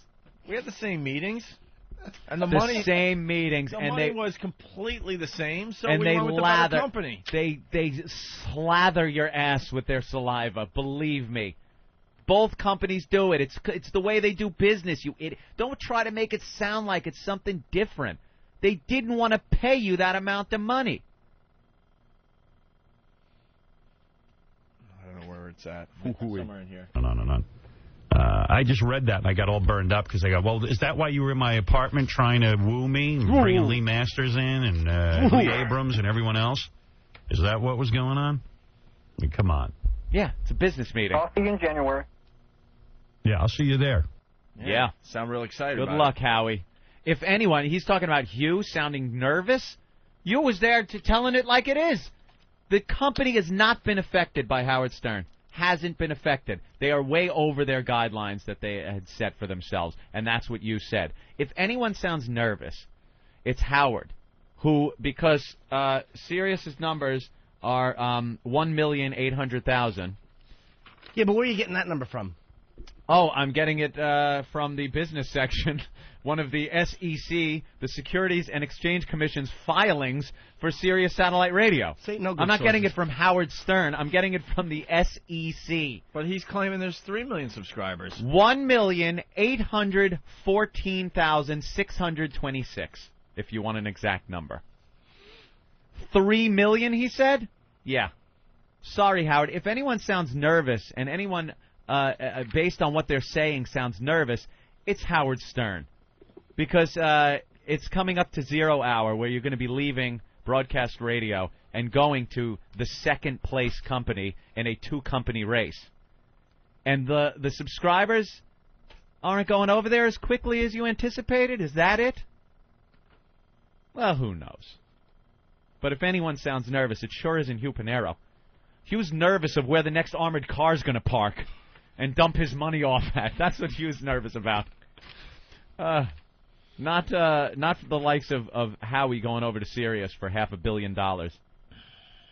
Pressure's on, ain't it, Howard? Pressure's on, because I'll tell you something. Your buddy Mel Karmazin is really going to want performance. I don't care how good of pals you are. When $500 million is at stake, those sub rates better go up. Going to be a little bit of pressure on you there, Howie. Have fun with that. Let's go to Dennis in New Jersey. Dennis, go ahead. Hi, boys. Hey. Hey, my little hero. Hello. I just wanted to say, does he realize that he's not even bringing Artie with him anymore, and that's the only reason people are listening to him anymore? Year after year, he loses another element of his show and thinks the whole thing is about Howard Stern, so he doesn't care that it needs to be replaced or who it should be replaced with. He got very lucky with Artie, who's a very funny guy. When he pretty much abandoned Jackie and left him swinging in the breeze after years of faithful service, bringing the show up from what it was at the beginning at NBC all the way up to superstardom. Jackie Martling was there, huge part of the show, and Howard, no matter what he says on the air, believe me, we talk to everybody. We know the story. Jackie got shit on by Howard Stern. He got shit on by Howard. Jackie wanted a little more money, and Howard could have gone to bat for him. Nothing. He Jewed him. He fucked him, and Jackie wound up Howard doesn't take care of his people. Billy West, same thing. Billy West was a huge part of the Howard Stern show in the late 80s, early 90s. Very funny voice guy, very funny writer. The guy was great. Him and Fred worked beautifully together as writer and talent, and it was a huge part of the show. It made Howard's show, took it to the next level. Again, he was shit on by Howard Stern. He was coming in there on a daily basis, very early in the morning, and performing and getting very popular. And he asked for a little bit of money. Howard wanted all the money, I guess, and shit on him. And Billy said, fuck you, left. And God bless Billy. He's doing very well now, doing voices for commercials and cartoons. He's an extremely talented guy. Very talented. Unbelievable on the radio, but gave up Howard on radio. shit on him. Gave up on radio, went to Hollywood. And Billy West came out in the papers recently. Bitter voice, it says. Billy West, a voiceover professional who used to be heard on the Howard Stern Show, isn't interested in moving back from L.A. to rejoin the king of all media now that he's going to satellite radio. I don't want to be in someone else's circus anymore, a Bitter West told Steppin' Out magazine. Believe me, they don't have enough money to pay me, no matter how much they can come up with. I wasn't very valuable to them money-wise when I was on the scene. Why on earth would it be any different now? Wes has been busy doing voices for Futurama, Shark Tale, and Jimmy Neutron. Chris S. from New Jersey. They predict 3 million listeners by the end of 2005. That's what Howard means. No, shithead. Hey, asshole. Listen what he said. He's lying. He's trying to make people think they have 3 million listeners. Were you listening, Chris? Douchebag? Why didn't he say they're looking for 3 million? He's trying to make it sound like the company is bigger and doing better than it is doing, which is a lie. He said they have, 3 million listeners? Well, let's be fair. Maybe we didn't All right, hear. maybe we didn't hear I'm right. ready to change radio. I'm ready I've been saving my money up, so I'm going to go with you guys. Good. I'm ready to do it once again. This I'm is ready for Chris. to change the way people listen. And change what they listen to. Yeah, and I'll tell you what. You know, it's funny. I'm reading a Radio and Record yesterday, which I rarely read because it just upsets me. to read about how everybody's just doing my bits. So I'm reading a statement from the president of XM Radio, which is the main competitor to Sirius. Hugh Pinero, a guy who was begging me to come join his company, who lost out because his board of directors moved so slow. Hugh Pinero doesn't seem concerned about Stern's upcoming debut on his company's rival. During XM's July 28th earnings conference, Pinero said XM hasn't felt any impact from the high-profile Stern-Sirius deal, which shows me how just shows me how nervous he is. Yeah. Because what happened was if you had signed me, it would have been over already. I don't even think Sirius would exist. Right, but it also helped him. Shut up. Yeah, but I'll tell you the truth. Here's what Shut happened. Sirius went from 600,000 subscribers to over 3 million already. Right. All right. To over 3 million already, Chris. Your hero's lying to you. Can't you just accept? Why can't Like some he's been people doing accept? for many, many years. Right. This is what Howard has done for years, but no one's ever called him out on it. He's just bullshitted everybody over the years. When he was talking about how he's #1 all over the country, when he actually wasn't. He talks about these subscription numbers like they have over 3 million subscribers. They don't. He's lying again. He's doing this to pump up the company he's going to and try to make it seem bigger and better than it really is. These are facts, asshole. A liar. Liar. Let's say hi to Matt in Jersey. Matt, what's up? Hey, what's up, boys? Hey. Howard Stern wants to talk a lot of shit about everyone stealing his bits, but that whole abortion tape you guys played like about a month back with the unborn baby, Yeah. he played it like 3 weeks later. He's a fucking clown. Well, there's a lot of stuff that we found on the internet that he's been playing right after us. It's a little strange, to be honest with you. He's a piece of garbage. Thank you, Matt. Brian in Dallas. Brian? Yeah, hey, guys. Hey. You killed today. Don't you just want to rape Robin with a spork? No, it's kind of funny, actually. It is funny to realize she has absolutely nothing to say. She adds nothing to that show. He's surrounded Absolutely himself. nothing. He surrounded himself like a one-market wonder.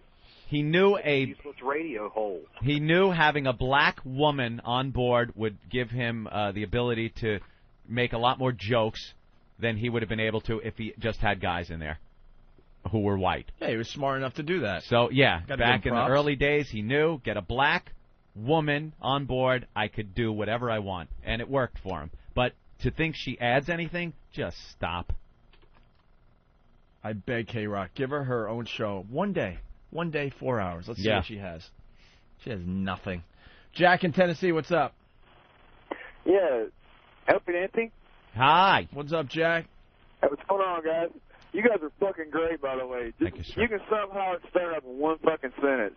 Egotistical, washed-up dickhead. There you go. About says it. You know, I'll give the guy his props for the early days, man. Years ago, that was the show. But, you know, he's reaching the end, and it's apparent. Yeah, he had his day. You guys are number one now. You're fucking great. I've had my XM for about a month now. Listen to you guys every fucking morning. You're awesome. Thanks. Let others know about us, okay? He talked Sirius into giving him the last big payday, is what it is. And congrats to That's what Howard. he's going for. Congrats, man. You sign a $500 million deal. You gotta bow to the guy. That's an amazing accomplishment when you're not even at the peak of your popularity. When the peak of your popularity is a decade behind you, and you're signing a $500 million, God bless you. Good job, well done. You, your agent, congrats. But the truth of the matter is, you're at 1.8 million subscribers, and you're telling everyone it's over 3 It's million. over 3. That reeks of being a little nervous. His agent, Jesus Christ, you realize his agent got, what, $200 million of that money? That's very good. So why don't the pests just call a show today and just openly laugh at him and call him a liar and a hypocrite, please? Please do that for us today. As we go to break, here's Howard Stern talking about the #1 satellite radio company in America. If you're planning a road trip this weekend, it's time to take XM Satellite Radio along for the ride. XM gives you 100% commercial-free music. It's the ultimate playlist with channels for album rock, alternative, heavy metal, hip-hop, unsigned bands, blues, jazz. There's an XM channel for everyone in the family, including the biggest names in news, sports, talk, and comedy, all in digital quality sound. No wonder it's the most listened to satellite radio service. The XM Roadie from Delphi can turn any radio into an XM radio. It's the smallest satellite radio ever, so it looks great on your dashboard. XM. Check it out. Electronic stores, including Best Buy and Circuit City. Beyond AM, beyond FM, it's XM Satellite Radio. When you play this effing show, there are 4 words that you must know. Learn to punch out. I'm punching out. I'm punching out. Punching out. Punching out. You guys are great. You ever do that thing where you're going on The Opie and Anthony Show.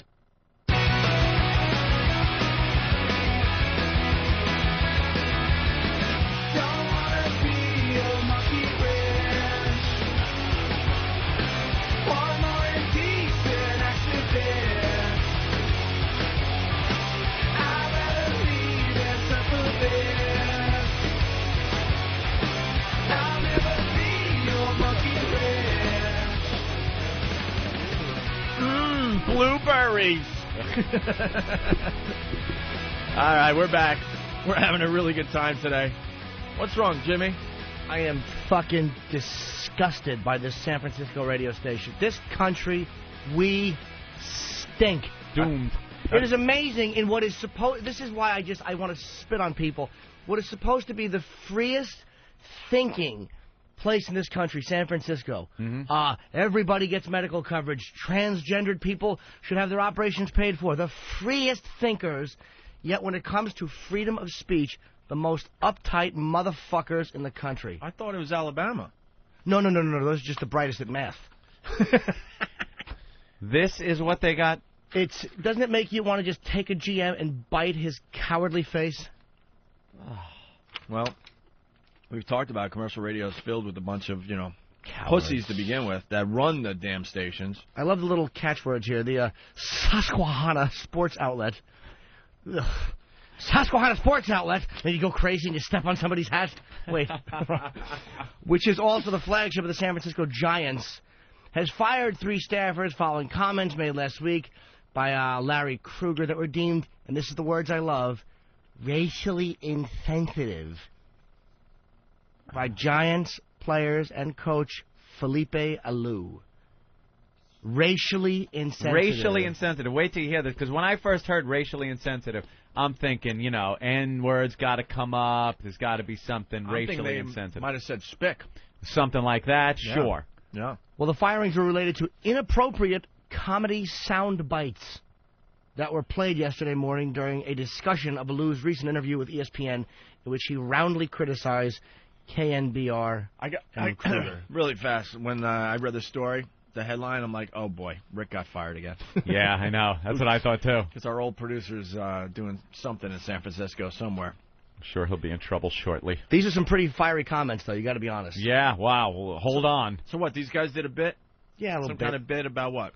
Well, they were under the illusion, like, that you don't have, that as long as you don't violate FCC regulations, you can have freedom of speech. Uh-huh. And they were under that stupid illusion being in America Well, in 2005, and it used it's to a be lie. like that. It used to be like that. It's a lie. You know? And as awful as the right is, the left, you're right there with it, and that's the problem I have. The church is restrictive and horrible, and Jesus Christ, San Francisco, you're supposed to be the freest thinkers in the country. And they're getting fired from the radio for these horrid comments. Wow. Yeah, I'm surprised these guys even said this. This is bad. Blaming the Giants' current Kruger earned his suspension last week after blaming the Giants' current playing woes on, here's the quote, hold on, brain-dead Caribbean hitters hacking at slop nightly. And saying that manager Alou's mind had turned to, and I quote, cream of wheat. They referenced a breakfast cereal? With a colored gentleman on the box. What were they thinking? How do you reference? You're going to get fired for talking about breakfast cereal. They didn't. They got fired for that? That's it. Oh, man. This fucking country is disgraceful. Brain-dead Caribbean hitters hacking at slop nightly. I guess that's the racially insensitive part. Caribbean or Caribbean hitters, that's exactly it. Yeah. Hacking at slop nightly is a batting reference. It means that they're swinging at dog shit pitches, which we all know. Yeah. Something tells me the Giants probably got a little angry with the fact that they're playing like shit and played the race card and got these guys thrown out of there. Racially insensitive. Was Dusty Baker fired for his racially insensitive remarks? No. Never. It's sad. It is only white guys that are called to, unless a black guy or a Korean guy or any other race says something so over the top, horrible that it has to be addressed. It's got to be blatant. Like for a racial incident that get reported in the paper, black on white, I was out to kill white people, and he shot a white lady. Well, we can't really ignore that. Get him on the murder charge, but not on any racial. Exactly. You know, he's angry. San Francisco, you suck. Yeah. If you're in commercial radio, just quit today. That's your future. Because they're There's coming your to get future you. right there. They're coming to get you. Holy shit. Not even shock. Are these guys shock jocks? No. These are what? Sports guys? Yeah. These are just sports radio guys. They're not shocking. They're just regular on the radio guys. Doesn't have to be. You don't have to be a shock jock doing edgy material anymore to get the boot. You just got to say brain dead Caribbean hitters hacking at slop nightly. And cream of wheat brain. Yeah. That's what it takes to get fired in a country with freedom of speech. Mm-hmm. That's it. Lose your job. Sickening. There's something similar going on today, too. On the same subject, anyway. Jeff in New York, go ahead. Hey, guys. How you doing? Hi, Jeff. I just wanted to let you know that NCAA college football made a ruling yesterday. I'm not sure which teams Did you guys hear about this? Yep. No, go ahead. The Florida State Seminoles have to change their name if they want to participate in any playoff football. Any postseason games. Any That's postseason. You are not allowed to have any Native American mascots, names of the team, or any Native American stuff whatsoever involved with the team, or else you can't participate in postseason. How crazy has the world gotten? And here's the kicker. I guess Jeb Bush down there, that is Jeb in Florida, right? Yes. Yeah. He's down there. He met with the Seminole Indians, and they're fine with it. Yeah, the tribe is fine with it. They say, no, we have no problem with it. And Jeb Bush is trying to get them to stop doing this because where's the problem?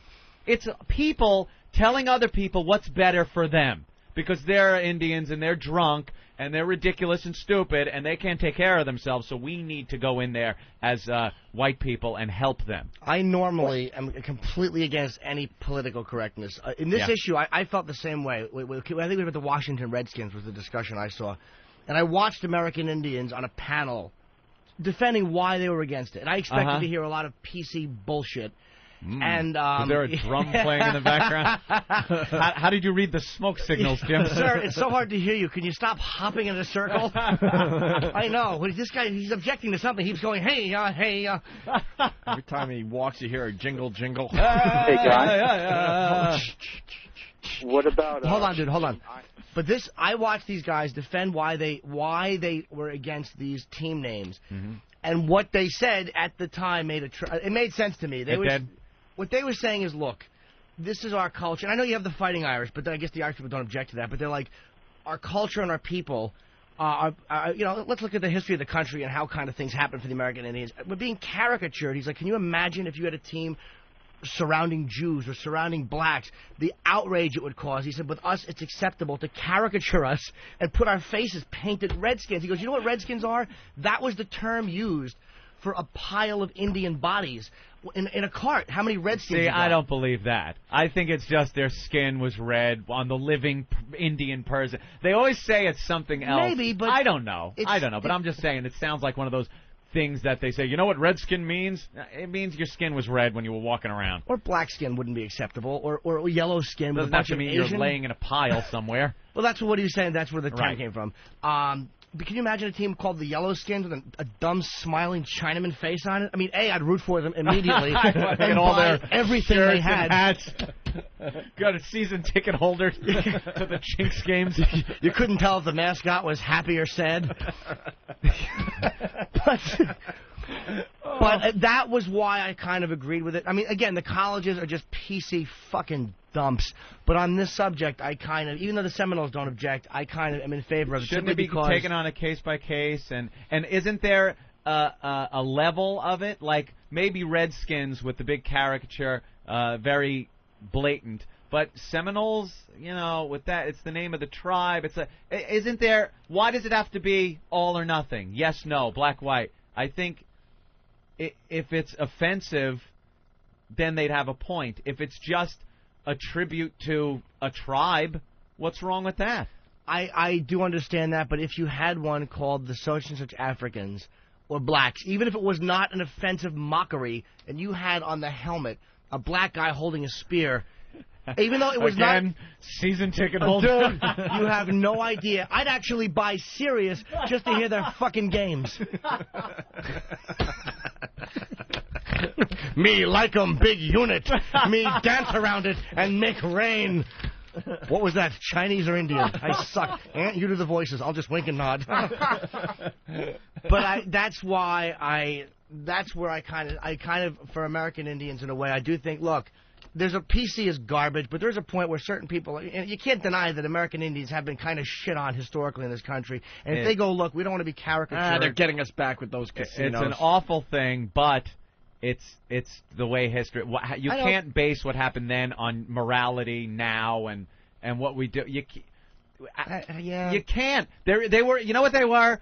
They were poor people that were on land that was very valuable. And during a point in world history, they were in the long line of what is called a conquered people on a country. Sorry. I equate it sometimes to when you first start playing Monopoly. You roll those dice, and what do? You're buying everything up. That was what the world was back then. People going around just trying to get land. And I agree. And if Monopoly had a roll where you say every time you pass go, you had to slice off a scalp or wipe out 6 million or 5 million people, I'd think that was a good analogy. Look, I'm not saying it's good. I'm not saying it was ever right. But it was the times then were the way they were. It was a lot more brutal. There was a lot up for grabs. And, Europeans coming over decided they wanted this piece of land that these people were sitting on. If the Indians would have kicked their asses, they'd be here. I agree, but I'm just saying I'm not even saying that we should be apologetic and groveling as Americans now. Mm-hmm. I just think if it's a soft spot for people culturally, like, sometimes you got to go, all right, well, that does make some kind of sense. Yeah. Like, let's be honest, as Americans, our culture, we're very sensitive to 9/11 shit, and it's a weird example, Right. but as a nation, we're sensitive to that. Well, that's something they're sensitive to, and I look at it on a case by case. Like, all right, well, that one I can make. But sense what of. about on a case by case? Why then eliminate the whole thing? Take a team like the Chiefs. That doesn't seem offensive. It's a chief, a very powerful person in the tribe. I don't understand how that could be offensive. That isn't like putting, the New Orleans Sambos on the side of a helmet. How about this? The New York rabbis. Rabbis are very dignified man. They're not really known for their strength. I think, not like a brute strength on the playing field. A chief is something strong. You wouldn't see the pansies either, If you had flowers on helmets, you wouldn't see the pansies is derogatory. I'm saying chiefs and rabbis both are considered powerful positions in a religion. Yeah.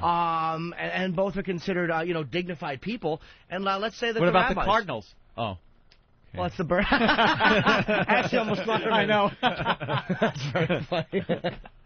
But just only because it's so unacceptable with everyone I just else. don't like when they wipe the slate clean. I think there is room for some, and I think it should be taken as a tribute in some ways. Why always looked at as derogatory and negative? Because it isn't being presented on all teams as the big caricature of the Indian with the big nose and the red skin and the big eye, like the Braves. Who is that? Yeah, Chief Wahoo. Chief Wahoo. Jesus, how about Chief Horse's ass?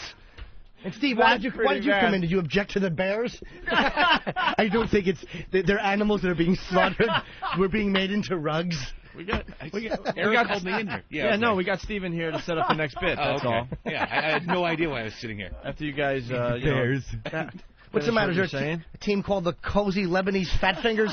Beat it, stupid. They're not that fat anymore. They're large. But I see where you're going. No, I was going to just try to move on because Steve handed in some very interesting audio. Some call center guy. What is this See, about? I got an email from somebody who runs a monitoring service to monitor, I guess, corporate phone calls. What the business is that this guy in these clips is actually for, I'm not sure. It might be a call center. But I guess the monitoring service is there to make sure that they're actually doing their jobs. So when they say this call is going to be recorded, correct. This is the to service. assure Oh, quality. it's by an outside service. I didn't do that. Yeah, it's an outside service that monitors like a certain business's phone calls to make sure their employees aren't taking personal calls or in this case having phone sex with their girlfriends or hitting on girls who call randomly. Or it doesn't sound like this is a girlfriend. It sounds like it's some strange girl. That's what I picked up on it. I sent them all to Nathaniel and had him go through because there was some editing that had to be done to them, and it sounds like this guy just works a night shift somewhere, and girls call up, and he just randomly hits on girls that call this service and convinces them to have phone sex with him. Dan's here to clear it up. Thank you, Dan. Thank God. Nat, what happened?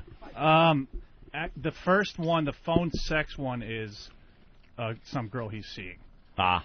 Oh, man. Okay. But then he... I wanted to lie like all the other radio guys and make it sound like he was just... Hey, everybody. This guy's just taking a customer service call. This guy, yeah, sorry. We're going to make it sexier and hotter. He does phone sex with every girl that calls in. That's what we wanted to tell Okay. everybody. I apologize. Thank you, Daniel. I didn't edit out 20 minutes of boring boyfriend-girlfriend talk. Oh, really? Good boy. All right, well, this chick is basically having the big O for her boyfriend. Stranger. Although the guy sounds like he sounds just like a creep. How you doing? Fine. How's it feel? Yeah. How long has she been dating Jane Gum? Sounds of the Lambs. What are you doing? You a great big fat person? Oh, he's a bore. By the way, Southeastern Oklahoma State University, Oklahoma State, Southeastern Oklahoma State University. Their nickname is the Savages. Wow, that rocks. That's nice. Where do I buy my tickets? Yeah, that's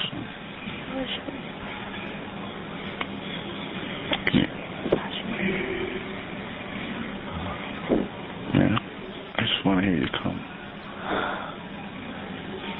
Think you can do that for me before I leave?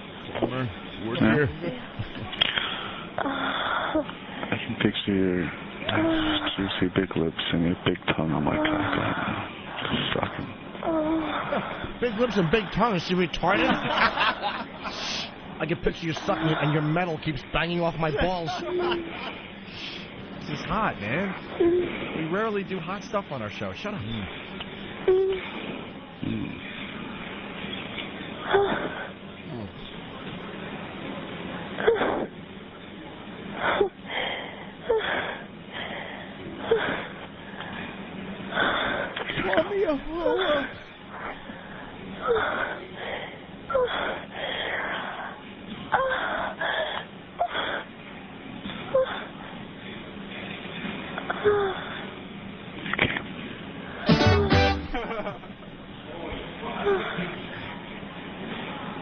Just came?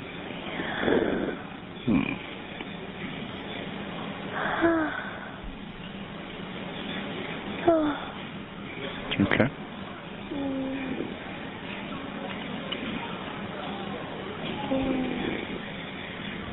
Well, he contributes a lot to the phone sex, doesn't he? Oh, shit.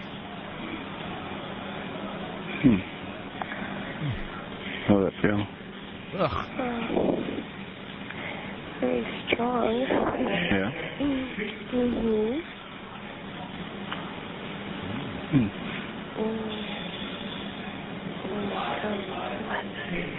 I bet. And there you have it. You know what would have been great at the end of that call? All right, I'll talk to you soon, Ma. Chief Wahoo is the Cleveland Indians. Oh, is it? Yeah, but the Braves have somebody, too. Hey, yeah. oh, they do that awful They do chop. the tomahawk chop. Yeah. Oh. That's nice. That's good. That's good. Just good, clean fun. Yeah, get a Jewish mascot on the side of a helmet. Everybody stand up and go, "Ay, Oi, oi." ay." They do like a motion in the stands like they're doing a circumcision. Hey, anything else worth playing on this, Nathaniel? What do you mean anything else? How about anything to begin with? That guy was awful. Yeah, I mean, the second track, the first is kind of just the fact that he had phone sex with a girl, and then he's talking with her afterwards, and he just immediately starts hitting on this other girl that calls in. Yeah, he clicks over to another call and starts hitting on her as this other girl's As his girlfriend's on the line? Exactly. Yeah. Should we listen to that a little bit? Yeah, I think so. Can the girlfriend hear it or no? No. He Ooh, clicks over. secrets. But it's all being monitored, and this guy's doing it at work. Really? I just hope I got all the personal information out. So I'm going to ask you one more time to boost my own ego. If I was walking in the door right now, I'd fucking attack you. no, take me step by step. What would you do? I'd fucking grab you and kiss the shit out of you, and then I can tear your clothes off. Just, do what I need to do. Which is? Which I get on my knees and go down right then and there. Right then and there. Right then and there. Trying to do so. Get me really hard. Yeah. Hold on 1 second. Chris speaking. I'm sorry, I have the wrong number. So you kind of have a nice sounding voice, so it's okay. Well, thank you. You're welcome. All right. Bye. You have a good night. You too. Bye. Bye. Hello? Hi. I definitely want to try to, punch fuck you on my tits. Yeah? Yeah. Right at the door. Really? Yeah. Wait, what was that? Punch fuck. Oh. You know? Kitty. Yes. At the door?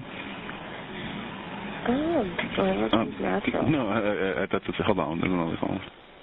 This guy's a classic. Yeah. I love him. Sexy voice. You have the wrong number again. I'm sorry. Oh. Is this... It's not. You're calling from the south, I guess, right? Yeah. What state? North Carolina. You're calling New York? Yeah. How old are you? 23. A great age. How old are you? I'm 26. Oh, okay. Yeah. What do you So look you're like? in New York. I am in New York, unfortunately, because you're in Carolina. And damn it, you have like the sexiest voice I've heard all day, and I hear a lot of voices throughout the day. So. Oh, well, thank you. Oh, I bet you're cute too. I guess so. All right, not to be modest, I mean, that's good. No, I'm looking for my friend Michelle. She She just moved to New York. And I'm trying to set something up where I can come visit her for a couple of weeks. And And when do you plan on coming to NYC? End of September. Like Jimmy by the hot tub now. Oh, nice. Well, yeah. Well, what's your name? My name is Chris. Okay, I'm Tabitha. Hey, Tabitha. Tabitha. Stripper name. Well, if you come to New York, come and say hi to Chris. Definitely. We won't. But call this number. Call that same number you called, and maybe you can get in contact. Give her your email address, shithead. Yeah. Maybe she'll email you. Well, he picks up his game in the next track a little bit, too. Oh, now Nathaniel feeling very confident about the audio he You has. saw we were interested. Cut up. I saw a smirk or two. And Yeah, I felt good. yep. All right, well. Is that how awful phone sex is between regular people? We'll continue. Regular people. Regular people. I'm good at it. I realize. I'm good at I it. say something like, when I come home there, I just want to rip off your shirt and kiss your... Whoa! I beep it so it's not dirty. Yeah. You beep it with right guard. I tell a chick I just want to put my fat cock between her hoo-has. Well, I'll tell you one thing. Even though I've had a crappy day, just because I dialed the wrong number, I'm feeling better already. Thank you. Yeah, and you haven't even... Imagine if you've seen me. I'm quite a stellar-looking guy, so no, I'm just kidding. I'm joking. I'm like kind of Vince Vaughn-ish looking, so... Oh, really? Yeah. And see, I find Vince Vaughn attractive. So Well, there we go. That's the one guy I get compared to all the time. What? It's like Vince But he's a Vaughn. way funnier, better actor than I am, so... God bless him. And the whole time his girlfriend's on the other line waiting for him to come back. Yeah, right? yeah. What a guy. Well, a lot of people say that I look like the sweet and innocent type. And But I know how you Carolina girls are. yeah. Not so sweet, not so innocent. Tabitha, what's your number? 910. Oh, my God. All right, Tabitha. I'm going to give you a call in a couple of weeks just to see what your status is. In regards... Oh, really? You're going to wait a couple of weeks to call me? I can call you tomorrow if you'd like. That's up to you. Well, Tabitha, maybe I will. We can get more information, like email, so it's kind of easier to communicate. And I have to see the face behind the voice now, And, Of course, Yeah. of course. Well, everybody says that I look like, you remember Full House? Yeah. Everyone says I look like DJ with black hair. Really? Mm-hmm. I used to have a crush on Candace Cameron back when I was in 5th grade or whatnot. This guy's a classic. So far he had his girlfriend on the line, then she had the big orgasm for him, and then he's now hitting on this chick, and his girlfriend's still on hold. Then he works it. Wow. Record time. We have one more track? Smooth. All right, here's the last track. Anyway, Tabitha, I'm closing at midnight, so I have to go now. But That's cool. good luck finding your friend, and Thank you. You may hear from me one of these days. So. Oh, that's fine. Okay. And I'm glad if I did make your day better. So. You did. All right. Thank you. Tabitha. So what they say about us guys from the north, it's bullshit. We're really nice. So So I hear it now. yeah. Okay. But, yeah, call me tomorrow if you want. You got it. Well, for that sexy voice, I think I might have to. So. Okay. Take care. You too. Bye-bye. Bye. Hello? That was like the longest conversation I've ever had with someone I never spoke to before in my life. But listen, I just realized that there's 10 minutes left, and I have to cash out. Yeah. So I will be very busy tomorrow, but Monday you'll definitely hear from me. Uh-huh. All right, sweetie? Yes, Jimmy. We're going to have to, we're definitely going to have to take care of one another. You talk sexy to me when you come over? I definitely will. It's the only way I know how to speak. The pussy cannot wait to see you. Yeah? Yeah. I'll definitely keep that in mind as I jerk off tonight. Oh, man. Can't wait to have you. Good. I don't know how I'm going to sleep tonight. You'll sleep. We should play together. You should call me again Yeah? tonight while you're phone with masturbating. We Tabitha. can masturbate together. Me, you, Tabitha, on the I might phone. pick you up on the North Fan later. Yes, I think we should. Okay. Because right now I'm like soaking. Even though I came, it's like coming out because I'm so turned on. Are you really? Yeah. All right. So I think we should finish this conversation even if it's 2 in the morning. I might just have to do that. Please? Okay. If it's not crazy late, I'll definitely call you. Baby, please. Okay. All right. All right. Okay. You are so fucking hot. Kind of turns me on. This guy's got the life, man. He's just hanging out. Yeah. Getting Getting calls. Making girls come, getting other girls involved. That was good. Wasn't bad, right? Well, By the way, the Braves mascot was Chief Nakahoma. Remember? Oh, that's right. Nakahomer. That's right. Nakahoma. Chief Nakahoma. Hey, you know what? I heard after Ted bought the team, he changed it to wife sit on a tank. Fucking assholes. And by the way, we do have Tabitha's number, so I'm trying to get them to see if she'd be willing to come on the program and discuss that What conversation. happened? Yes. I would love to know. What a great idea. Lovely. All right. We got to get Laszlo in here. Oh, yeah, Laszlo's here. Someone is asking whatever happened to Sexy Estate. They were reminded of that with that girl moaning. Yeah, we did a thing where couples were calling and having sex on our show, and then we decided who had the Sexy Estate out there. Sexy. It was a great bit. We'd love to bring it back, I guess. Right? I think we have Sexy Estate. It's got to be in New York this week, though. You got a priest fucking a secretary? I mean, who's beating that? All right. Quick break, and we'll bring Laszlo into the party. Like sands through the hourglass, so is the Owen virus.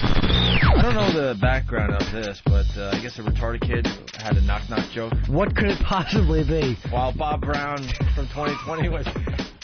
Knock, knock. Who's there? The genetic police, and we have a gun. Knock, knock. Who's there? Not a chromosome.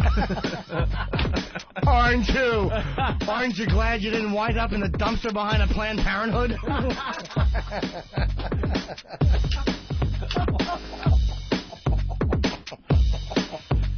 Oh, it's sort of like that.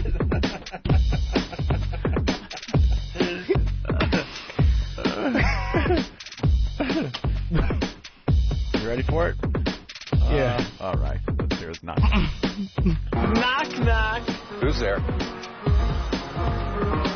Olive. Olive who?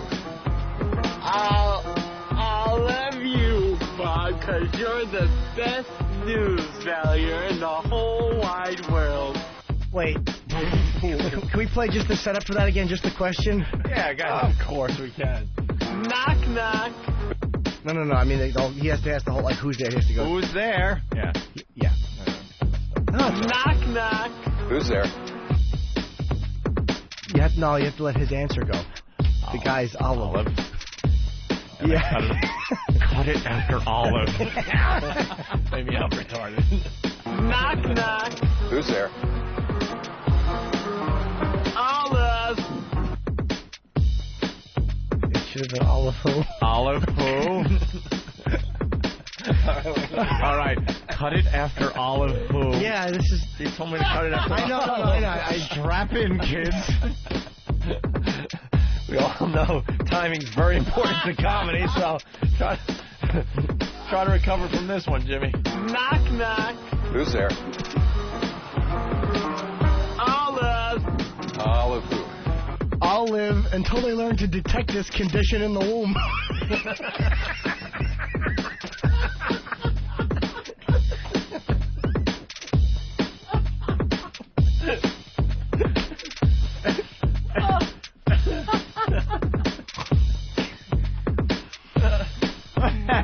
I got the hang of it. You want me to try it again?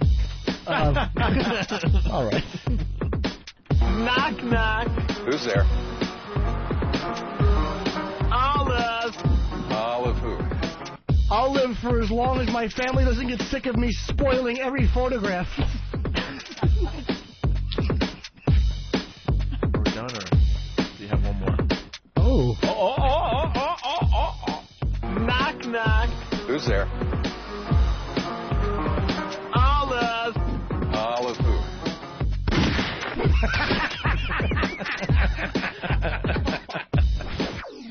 Opie and Anthony, the virus is spreading.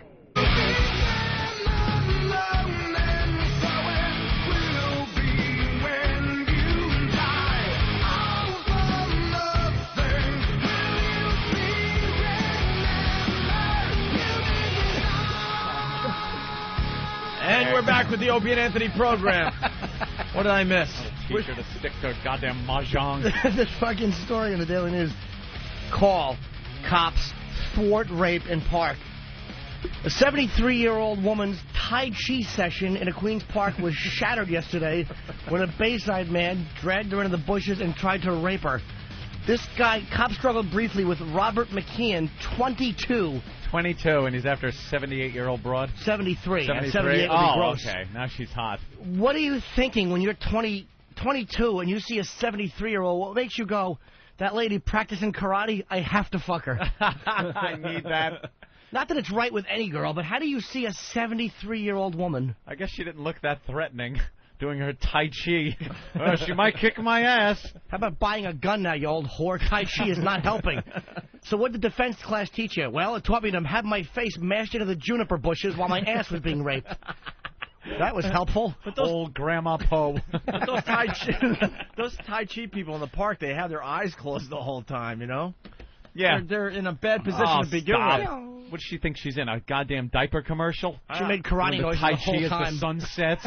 I see those Tai Chi people, though. They have their eyes closed and they just move in very slow motions. What the hell is that doing? Yeah, what is that?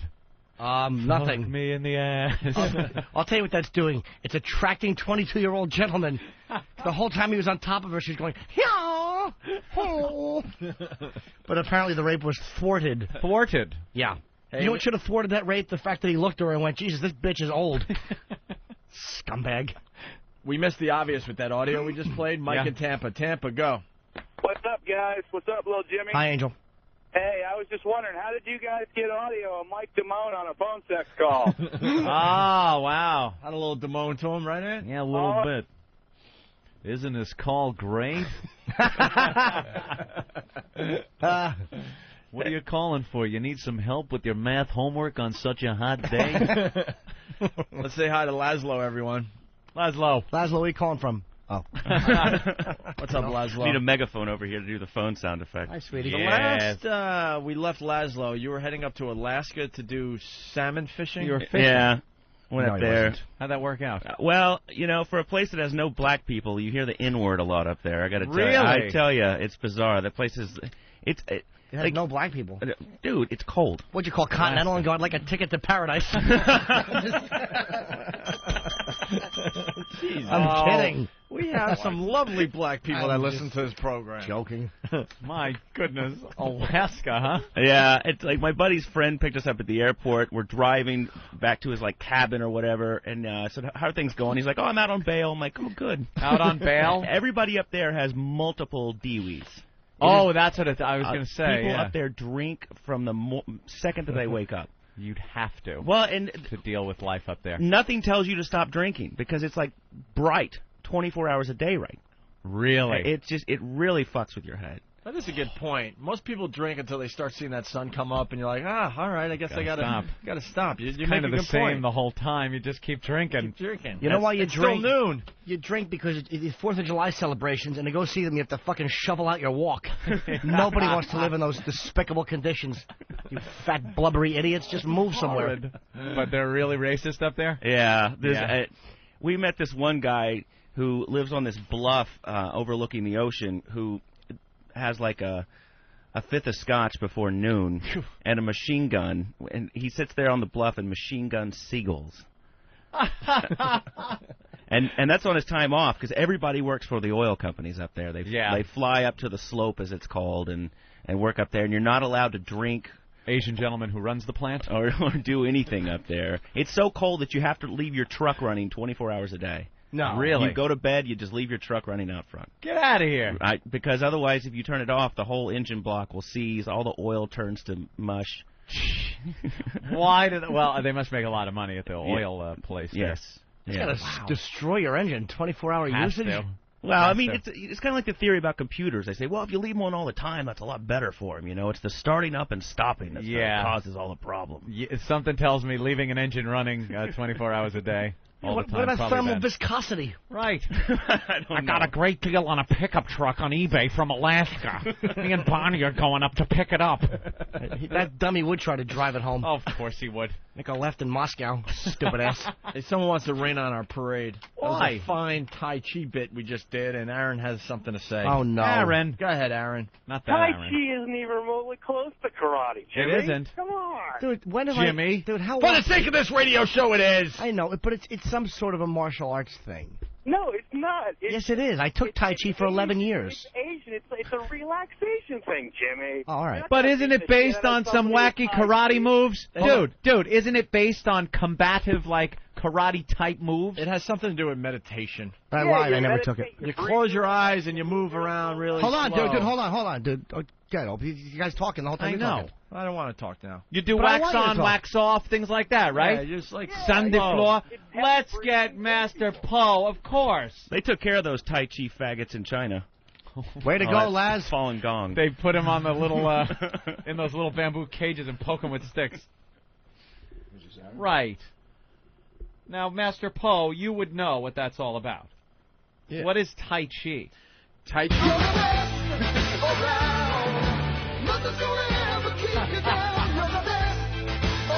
Yeah, Johnny! Yeah! Yeah! Just saw that last night. I was laughing my ass off. I did. That psychopath kid standing with Sensei. Yeah, Johnny! Just put that kid in jail. And Miyagi rubs his hands together and grabs Daniel's ball bag, and he comes all over his leg, and he goes out and fights.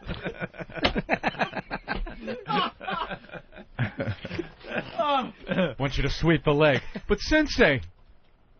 Yeah, it's a great Go ahead, movie. Paul. So, Poe, Tai Chi. Aaron, what was your comment? You said that Tai Chi is not a martial art? Well, it's not a combative. It's not combative. No, that's not true. If you look at Tai Chi, the way that it's performed today, it's done slowly. However, the techniques itself is used in a self-defense, even a combative form. The techniques, have you ever seen Tai Chi? Yes, I have. I have Okay. seen it. There's palm heels. You use every part of your body to strike your opponent. And although it's done slowly, if you speed up the technique, it's very effective. So it's fighting in slow motion, is what you're Right, saying. like It's Opie with a Frenchman deep under the sea. Yeah, but when you're doing the Tai Chi, you're doing it for internal energy, and then if you perform this for many years, you have this strength. Boring.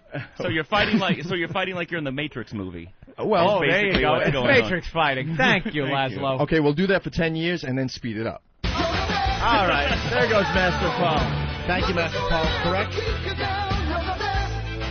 Yeah, Johnny! What's So there we go. We've heard from Master Paul. It is a martial art, so my Yes. joke was accurate. As Right, well as that's right. a hoot, I might add. I hung up on that young go-getter. That I love punk. Proving things. We're back to Laszlo in Alaska and salmon fishing and Oh, getting with the fired from racist and K-Rock machine guns. Oh, no. Belle Geddes died? Who? Yeah. Oh, please. Like you don't still jerk off to her. The The mother matriarch. from Dallas. Matriarch from Dallas. How old abroad was she? 82 years young, Aunt. Tai Chi in the park? What got her? Yeah, JR put his cowboy hat on her face and raped her. So Laszlo, machine guns, seagulls. Devin from Oh. New Hampshire. It's done slowly, like the way Master Poe describes That's things. what I was getting at. I didn't know what was slower. He was The telling me explanation he's opening up some school now where he's going to have like comedians come and do shows and there's karate in between or something. Oh, thank you, Jimmy, for farting into the microphone. Jimmy! Don't make me spray this on your iPod. That angers him. Yeah, but, you know, right before I went to Alaska, I was on your show, and I got off the show at 11 o'clock, and I was supposed to have my air check meeting for my first show on K-Rock. Oh, yeah, K-Rock, the big station here in New York. And it was at one... Howard's home station. And you made fun of Howard in that intro. Oh, we played the intro today. Let me play that. I also, by the way, I recorded that kid for you. I recorded a whole bunch more stuff. And Steve's got it, and he's supposed to be bringing some in today. He'll bring it in. He better bring it Steve. in. But so this is Laszlo's intro to his show. We love this thing. Hey, how do you become a radio DJ? Oh, this is just the dry tracks, unfortunately. Oh, I like well, I've got intros from the new show, but so I had hold on. No, because I want to set everyone up because you made fun of Howard in your show opener, and you happened to do a show on K-Rock, and they weren't too happy with you. Last we left you, they were complaining about the show opener and everything else. Here's the show opener. We have a number of very important goals to accomplish together in this first lesson. Hey, how do you become a radio DJ? Say the name of the station over and over. Play at least a half-hour commercials. Broadcast live from the Quickie Mart. Smash lots of sounds together. Talk on and on about how you invented radio. Oh, Fred. Play the same songs again and again and again and again. We'll teach you how radio stations operate. If only I could win practice tickets. Enough of this. Start the stupid show, Laszlo. So I was on your show after that controversy thing, and I was supposed to have my air check meeting at 1:30, and I was done with you guys at 11. Yeah. And I told them, I said, I'm going to be in the city or whatever, so if you guys want to, we've got meetings till 1:30, we'll see you at 1:30. I get off your show, and my cell phone rings. Hey, we can meet with you early. I'm like, cool. So I go over to K-Rock, I go up the elevator, I go into Rob Cross's office. Yeah. Goes over, shuts the door. He goes, how are Opie and Anthony doing? I went, Because they still listen to us. Doing pretty good. Somebody at Infinity was listening to this show and sending text messages like old school court reporter style of what was going on the show. Scumbags. Jesus, come on. So, that was Boy Gary, by the way. You think? The biggest two-faced asshole in the business. And so... Toothfaced? That's funny. I said two-faced. Yeah, but two-faced. Yeah. And so this guy will make believe he's your friend and then go and report back to Howard. He's the biggest douche. They were like, well, I guess the positive side is it's the first time that terrestrial radio has been plugged on satellite. So, funny. But I plugged onto the second show, and they were like, oh, you talk too much. You got to talk about one thing per break. I started dropping all the crappy music. Are they still telling people that? It's the staples of radio where the PD tells you, you got to talk about one thing. Just keep one subject and keep your words to a minimum. Oh, nice to see they're learning. God. We've proven that doesn't work. Right. It's because we were told that same shit, too. We'll talk about 10 different things at the same exact time, and people are able to follow along. Dude, we can't even the follow. denial over there is in just commercial radio in general. There's like the mothership from Independence Day is like slowly coming over the city, and they're like running around in circles trying to figure out what to fucking do. They're using the same strategies, tactics, and just telling their jocks the same shit they've been saying for years and years and years. So I was doing a show on Friday, and last Friday I had Florentine on, and we dropped like most of the music. We only played like Sabbath and stuff like that, nice. And just talk shit in between it. And I got a call Monday morning, and they're like, "We're moving the show to Sunday." I said, "You know what? I'm doing like one or two more, and then I'm fucking outie." Wow. Do they complain about the playlist? Well, yeah, because you're supposed to play all the fucking songs. All the hits. People don't understand what radio studios are now. It's basically an iPod with commercials that you punch a button and talk in between the fucking songs. That's it. And it's rough. What are some of the songs? What are the Sabbath on that playlist? Let me guess. Possibly War Pigs and Paranoid. Yeah. Anything else on their accepted playlist at K-Rock? No. That station eats my ass. You fucking hacks. You musical hacks. And if you want to see Jim Norton's ass, it's up on opieandanthony.com. Oh, it is. That supple, delicious piece of flesh. He decided to show everyone his ass today. Picture heaven with a slice in the middle. Look at this. Look at this. Oh, God. Come here, Laszlo. Worse. Don't be shy. Oh, Jesus. Norton's ass. Wow. That looks fucking good. No, it doesn't. It looks like look good. It looks like Will Robinson's use ass. that as a refractor. It looks like you didn't wipe, is what it looks like. Please. There's a lot of darkness. I'm Sheldon please, Shower. Please, that's been cleaned by a tranny. Yeah. No, trannies don't go near my ass. Okay, please, Daddy. No. I'm not that big of an equal opportunity person. Well, no. Well, so far there's 245 homos out there. Hold on, go ahead, Steve. Sneak a peek. Don't be shy. Look at him. He all of a sudden has business in the studio. You fucking faggot. He wants to dip his big hand in there like Winnie the Pooh and scoop out a log. Certainly do. It's lovely, Jim. Oh, bees flying around his head, but he's a bear. He doesn't care. I'm just hungry, and this is delicious. How do they get past that stinger and big bees in there? They eat the honey, and the bees are still in it. Steve, comment? How does it feel to be lying on your face while two people fuck on your back while you're looking at a fireplace? Beat it, you fruity bear. Have some berries and a cock. You're horrible to him. He's endangered. Stop. Steve loves it, though. All right, so they're moving the show to Sunday. Yeah. So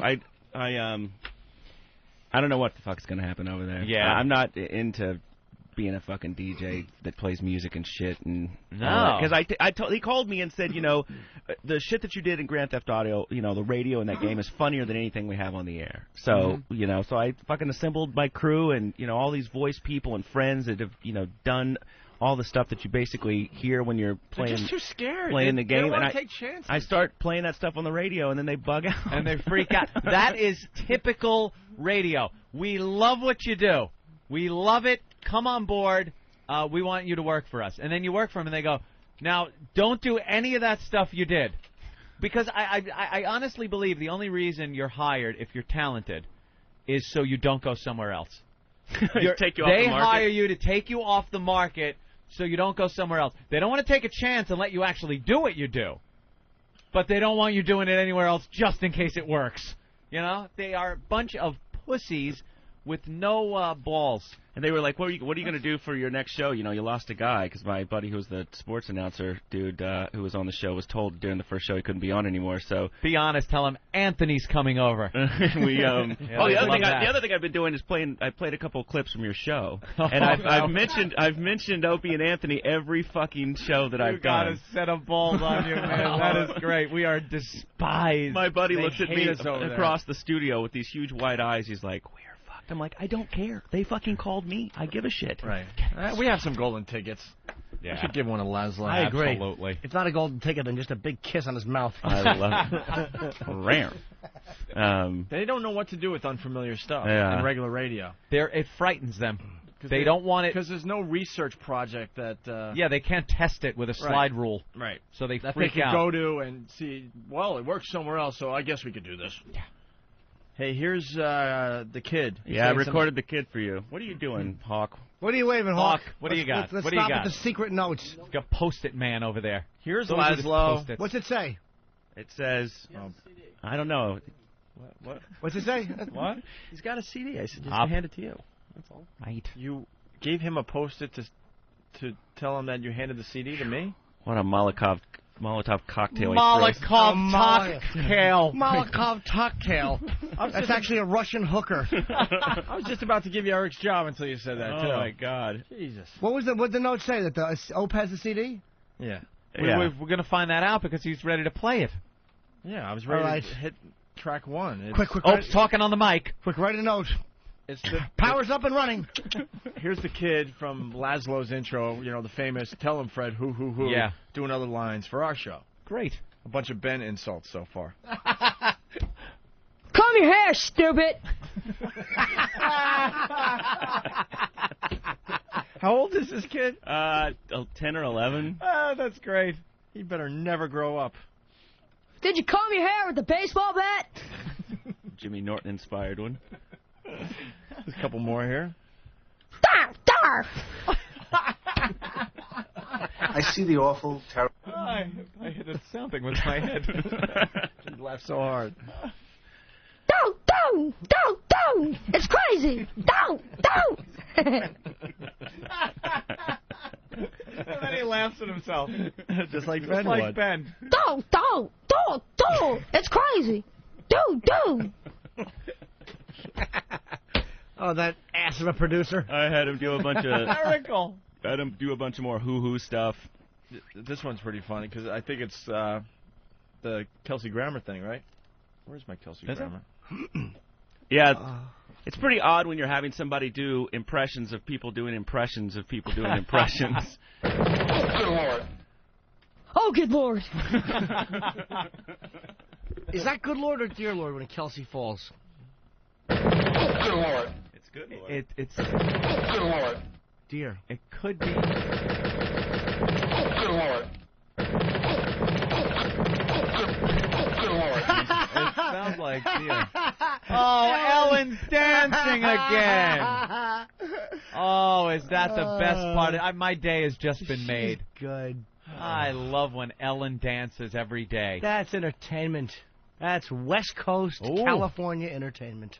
When are you going to be on the show, Jimmy? And then you could dance with Ellen. Yeah, she actually asked me a few times. I kind of like my brand of humor. Show her your cock so she runs away frightened. Runs away frightened. She wouldn't be able to identify it. What is that thing you're showing me? Here's one more from the kid. Hoo-hoo, Robin. Hoo-hoo, Robin. Hoo-hoo-hoo. Hoo-hoo-hoo, Robin. Robin. Hoo-hoo-hoo, Robin. Right, Robin? Tell him, Fred. Tell him, Fred. I invented everything. Put a bandana on your car. Sirius sucks ass. Holy shit. That is great. I gotta hear that again. It is brilliant.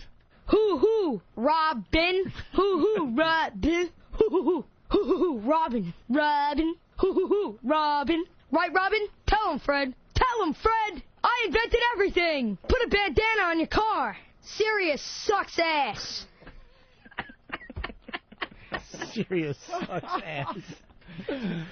Wow, that is gold. Even little kids are making fun of Howard these days. That's James Ferrante from Long Beach, New York. He's a good boy. He's a good boy. We like James. Typical. Right. He's got that Long Beach, New York sound to him. James That's is a funny. mean little man. Wow. Yeah, so for my third show, we went to the Home Depot parking lot where there's about every illegal immigrant on the planet hangs out now. Do they wait for work or something? Is that Long what it is? Island is now. I don't know what. I don't know what's going on Yeah. with that. You're right. I The know what you're going to Foreigner say. Employment Go ahead, Agency. Laszlo. It is so bizarre how many illegal immigrants have come to Every Long corner, Island. Anthony. I Yeah. can understand San Diego, right across the border, Yeah. maybe Texas. Yeah. I don't, but it's a hell of a long trip to get to Long Island. Yep. And there are communities on Long Island that are just overrun with illegal immigrants, and the houses will have like 80 people sleeping in them. They busted one of those houses recently. And it wasn't 80, but it was about 30 or 40 in one house. So you're a contractor, you go to Home Depot, and you take a bunch back to the job site, you pay them nothing, and Right. have them sweep up or whatever. My So, brother used to laborers. do this. He would drive up in his truck. He was doing some landscaping. He would point to three guys, you, and you, get in the back of the truck, and they take off. And if the guys sucked on the job, he would drive him back and just not pay him. Pick Go, up a "No," new one? And pick up a new one. But Yeah. Wouldn't even hesitate. And here's the trouble, though, is that union guys will go pick them up like, hey, I'm a contractor, and then go beat the shit out of them. Oh, yeah, Yeah. we've seen that happen. It's like a couple lot. of guys taken to a warehouse out on Long Island and just bludgeoned. And then there was also something recently. It was on the news, and they were presenting it as this awful thing. And they had people saying racism, crying racism, when a guy picked up a bunch of them in a pickup truck and drove to the immigration building. And they all jump out of the back of the truck and scattered like cockroaches. And the guy was videotaping it. And he's laughing his ass off. And the news was all, this is horrible. Horrible, Look at they're this awful illegals. thing." I know, yeah. That's what I was Fucking saying. news. God It was almighty. comedy. It was comedy. Genius. Yeah, so we picked this guy up and decided we were going to train him to be a radio DJ. So we brought him into the K-Rock studios and let him at it. And let him at it. So yeah, it was a good time. Did he do well? He did all right. It was I brought a track there. Speaking English. He was telling us about the day labor whorehouses. So your wife is in El Salvador? Yep. Yeah. Well, don't you get lonely? Do you have un otra muchachas? Oh, they're different, my wife? Or? Yeah, different than your wife. Yes. Yeah? So we went to Home Depot to pick you up. Where do you go to pick up female day laborers, or hourly, or 5 minutes? Home Depot? other sluts at the Home Depot? Oh, would they like to pick up women? Women, you know, to rent them for un otra. Yeah, in Dunkin' Donuts. No, muchachas at Dunkin' Donuts. Yep. Por. Yep. Yeah. Dude, who knew you could roll up on Dunkin' Donuts and get a donut? In the station. I live in the station. And Babylon Tempike. They have the home over here. You go in the home. Oh, there's a house. Yeah, I live in the house. Yep. And there's chicks there, women. Yeah. How much does that cost? How much? $20. $20? 30. 30? $20. What do you get? You know, sucker y sucker no más. No más. Is Hispanic or Americano? Spanish. Spanish? Yep. Awesome. Awesome. Dude, that's next show. That's where we're going. We're going to have a remote broadcast live. We're going to be broadcasting live. What are the women's names? Do you know any of their names? No, I don't know the name. You don't know? You don't learn their names? You just go in there for your business? I don't know the name, no. No? Yeah? They just are they muy bonita? Yes, muy chulas. Really? Big leches? Mucha leche, yeah. Yeah, a lot of milk. Lecheras. Lecheras. Lecheras. You're getting into this radio thing very well, Jimmy. We're thanks for coming on the show today. Okay. 92.3 K-Rock.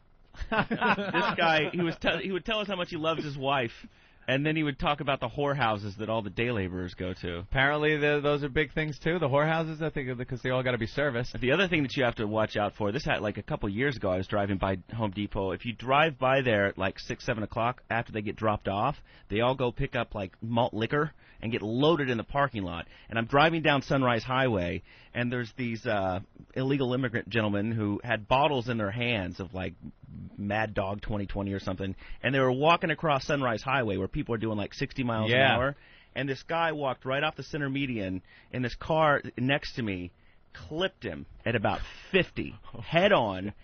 Guy slams onto the hood and then flies about 40 feet in the air. It was nuts. And you saw it? I saw it happen. That's terrific.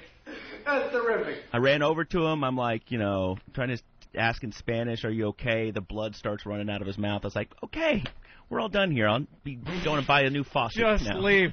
And this part of this story you left out is that you were the car that hit him, right? Oh, and I was drunk too. Anything else off this? Dude, thing, I got to Leslie? say though, listen to that guy, man. He doesn't have a lot of radio experience. No, it doesn't. Yeah, Me I don't or think he's the gonna make No, it. the guy, the Mexican guy. Yeah. Yeah, I don't think he's going to make it in the business. Not a good guy. I had him on for one show. The opening to show number 4. You like that one? Is yeah. All right, let's listen to this too. It's Laszlo. It's my show last Friday. Oh, what's wrong, Ryan? Are you upset about your brother? Yeah. You know, son, you'd still have a baby brother if your mom would stop drinking. That's right, honey. Well, there's not much you can do about the third trimester jitters. How's your arm, Ryan? Ow, it hurts. It only looks broken, sweetie. What can Mommy do to make it better? Could I listen to the Laszlo show? Well, I guess that would be okay. Kick ass. You be good, son. Your mom and I are going to a swinger party. For now, we'll let the Laszlo show babysit you. Should we start with the national anthem? Yeah, screw it. Yeah, I got too drunk last night. Just play the opening music. And this is where I start talking. Nice. Great. I like your opens. I love that guy. We got to get rid of Martini Steve. You're out, That Steve. guy's got a real voice. Beat it, stupid. I want to hear that guy doing some Ramon promos. Instead of Martini Steve pitching his voice down, Ramon. Right. Ramon. Anything else off this, Laz? No, I think that's it. You can listen to it in your At your leisure. At your leisure. Very good. We have to say hi to either Marco or Aaron. Someone was there at the scene of that accident and said Laszlo looked at the guy and said, "Good luck, bro." True. Well, I heard that after Laszlo hit him, he got out and shot him and then killed 2 hookers and got back in the car and drove away. Get it? Tie in with the game. I'm good. It's all about tie-ins in comedy. Hawk, where you going? All right, way to answer on the air. Hope you fall into a fucking puddle. You meek idiot. Marco. Yo. Ah, here they are. How's it going? Opie and Anthony, how's it going, sweet tits? Hey. All right, Marco and Aaron, another show trying to get a golden ticket, Laszlo. Right. Cool. Yeah, I'm actually calling you guys from Bolivia right now. I can barely hear you, so I don't even know what happened. You're really in Bolivia? What are you doing I am there? in Bolivia. Yes, sir. So while you're on hold, you were paying like $3 a Well, minute. actually, I had my cousin buy a phone card, so we did three-way. So What do you do? Are you swallowing balloons that have been dipped in olive oil? Waiting to run out with his I'm 6 actually guns. getting a lot of jungle poo. We blasting. have a blast over here, Jimmy. A lot of prostitutes. Prostitutes cost around $10 over here. Nice. Yeah. So So you didn't hear us critiquing the program? I just had a couple of friends call me, and I heard you guys, fucking just ripped us apart. We And gave know you what? great reviews. Yeah, what are you on? You're on Cox or Comcast Cable, Internet Radio or something? Yeah, the way it works, we're on Fairfax Public Access in Fairfax, Virginia.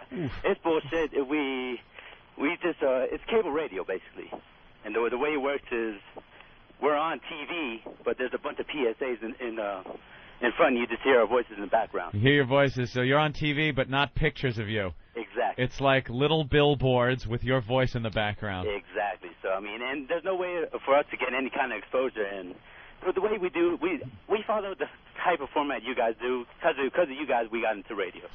God, we're hearing a lot of that lately. Dude, what channel are you on? We're on Channel 37 in Virginia. We're on from Wednesday, 11 p.m. to 12 a.m. Do you have ratings?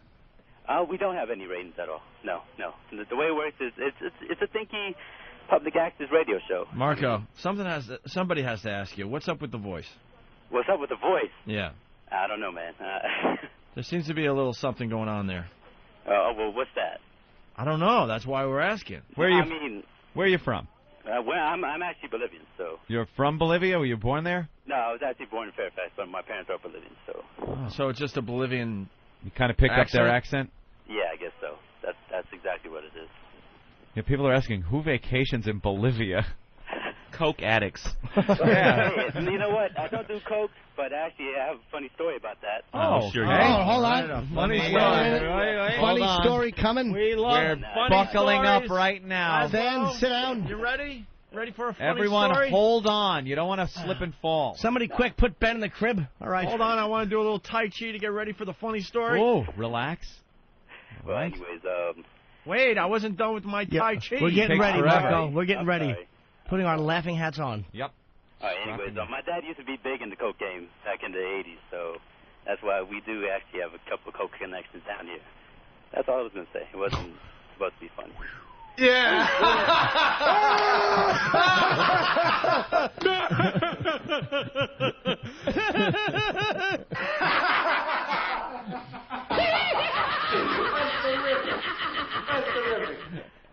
Okay, terrific.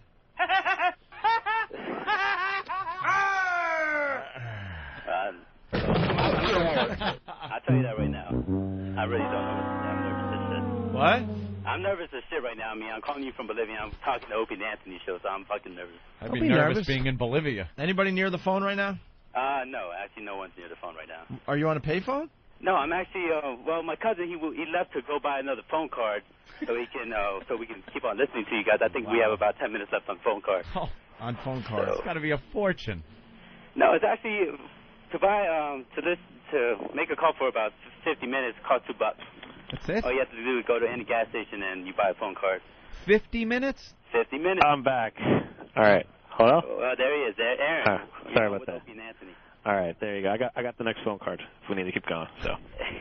Wow. Show with Opie and Anthony. Are you? Wait. What's up, guys? Aaron, where are you? Suddenly, this show is feeling like public access. Yeah. Aaron. Yeah, what's up? Where are you? I'm actually in the Pentagon right now. What? I'm calling from the Pentagon right now. That's where my job is. You work in the Pentagon? I work at the Pentagon. He's in Bolivia? That's pretty cool. All right, He's in nice Bolivia. I'm in the connection. Pentagon. We're three-waying. We're three-waying you guys. That is a weird connection. Isn't it? Does any of you have an office on Camp Street? What's that? This has to be picked up from the Pentagon. Like they got to check this They've call gotta out. be monitoring This call's got to be checked out. You don't call tie in from Bolivia to New York. I guarantee Pentagon. that Homeland Security's on this call right now. A big coke deal going down. So you're in Bolivia giving that suitcase of cash to those. Yeah, Marco's got a couple bricks. Those terrorist guys. Good. Yeah, use keywords like terrorist, Right. cocaine, Yeah, let's- money laundering. Let's all just make believe we're still doing a radio show, but you guys understand what's going on here, right? Wink, wink, nudge, nudge. Marco, it was like you were saying before about Allah Akbar. There you go. Osama bin Laden. That got the fucking screener listening. What do you do at the Pentagon? Can you say? I just do programming, like computer programming, like website stuff like that. I don't know. You're kind of saying that dismissively. That's a pretty big thing to work on the Pentagon computers. Yeah, I guess I shouldn't be advertising that, should I? Were you there 9/11? No, I started working there like 2 months after 9/11 happened. Oh yeah. Yeah, it was good fun. So they look at you like one of the new guys that. I'm one of the new kids on the block. Not worth his weight. Were you evacuated when that plane flew too close? No, I don't think so. No, I mean, no, nothing. He didn't. I No don't one remember. told him. I probably wasn't at work. I go to work maybe like 3 or 4 times a week. Maybe. Are there parts of the building you're not allowed to go to?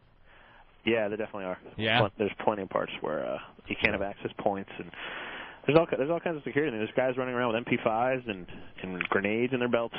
They're a little wacky down here. Nice. You ever see like Colin Powell walking around and Richard Meyer? I saw Rumsfeld once. I just started laughing, and then Rummy. What'd you say to him? They had security all over them. You can't really. I see 4-star generals all the time. You should have said, "Good luck, bro." Yeah. I mean, Oh wait, Rumsfeld wasn't alone in the hallway? Hell no. No, I mean, he just I mean, doesn't he walk has up a by posse. himself. Rumsfeld never goes anywhere by himself. Right. People. I mean. Wow, people, that's pretty cool. Yeah, it's all right. You got a cool ID badge that says Pentagon on it? Yeah, I got a little gay little badge with my name cool and my is face. that? That's great. So you saw the Secretary of Defense. Do you remember David Bryce when he worked there? David Bryce. Yeah, Secretary of Defense. I have no idea who you're talking Okay, maybe it was before you. Maybe. Yeah. All right. Well. Well, hey, anyways, we want to send you guys new clips if you want to hear them, just to do us some justice. All right. Yeah, the send your clips best that we had were material. old. We still have these golden tickets, and Sweet. So far we're not into the Marco and Aaron show, but you never know. Send more stuff in. Right. All right. And would it be cool if we stop by when you guys ever come back to DC? We're on 34th Street. No. Oh, again. You are a prick. Guy works at the Pentagon, for God's sake. Yeah.